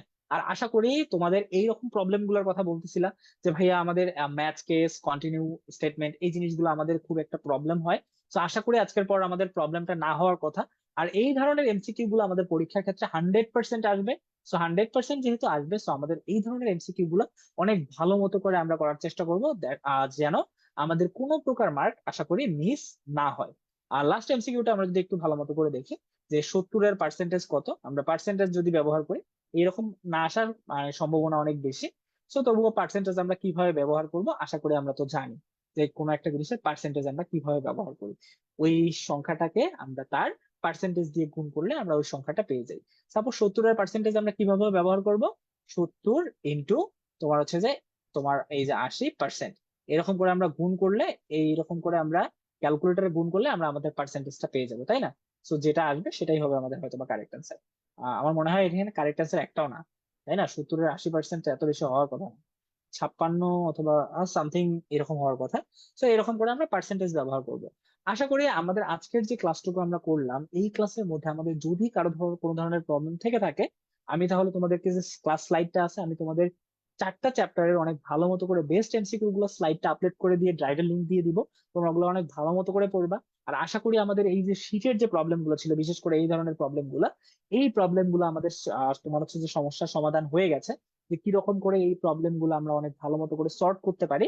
আর আমাদের আশা করি 6 নম্বর অধ্যায়ের কন্ডিশন, লুপ, ভেরিয়েবল, এই জিনিসগুলো আমাদের ক্লিয়ার হয়ে গেছে।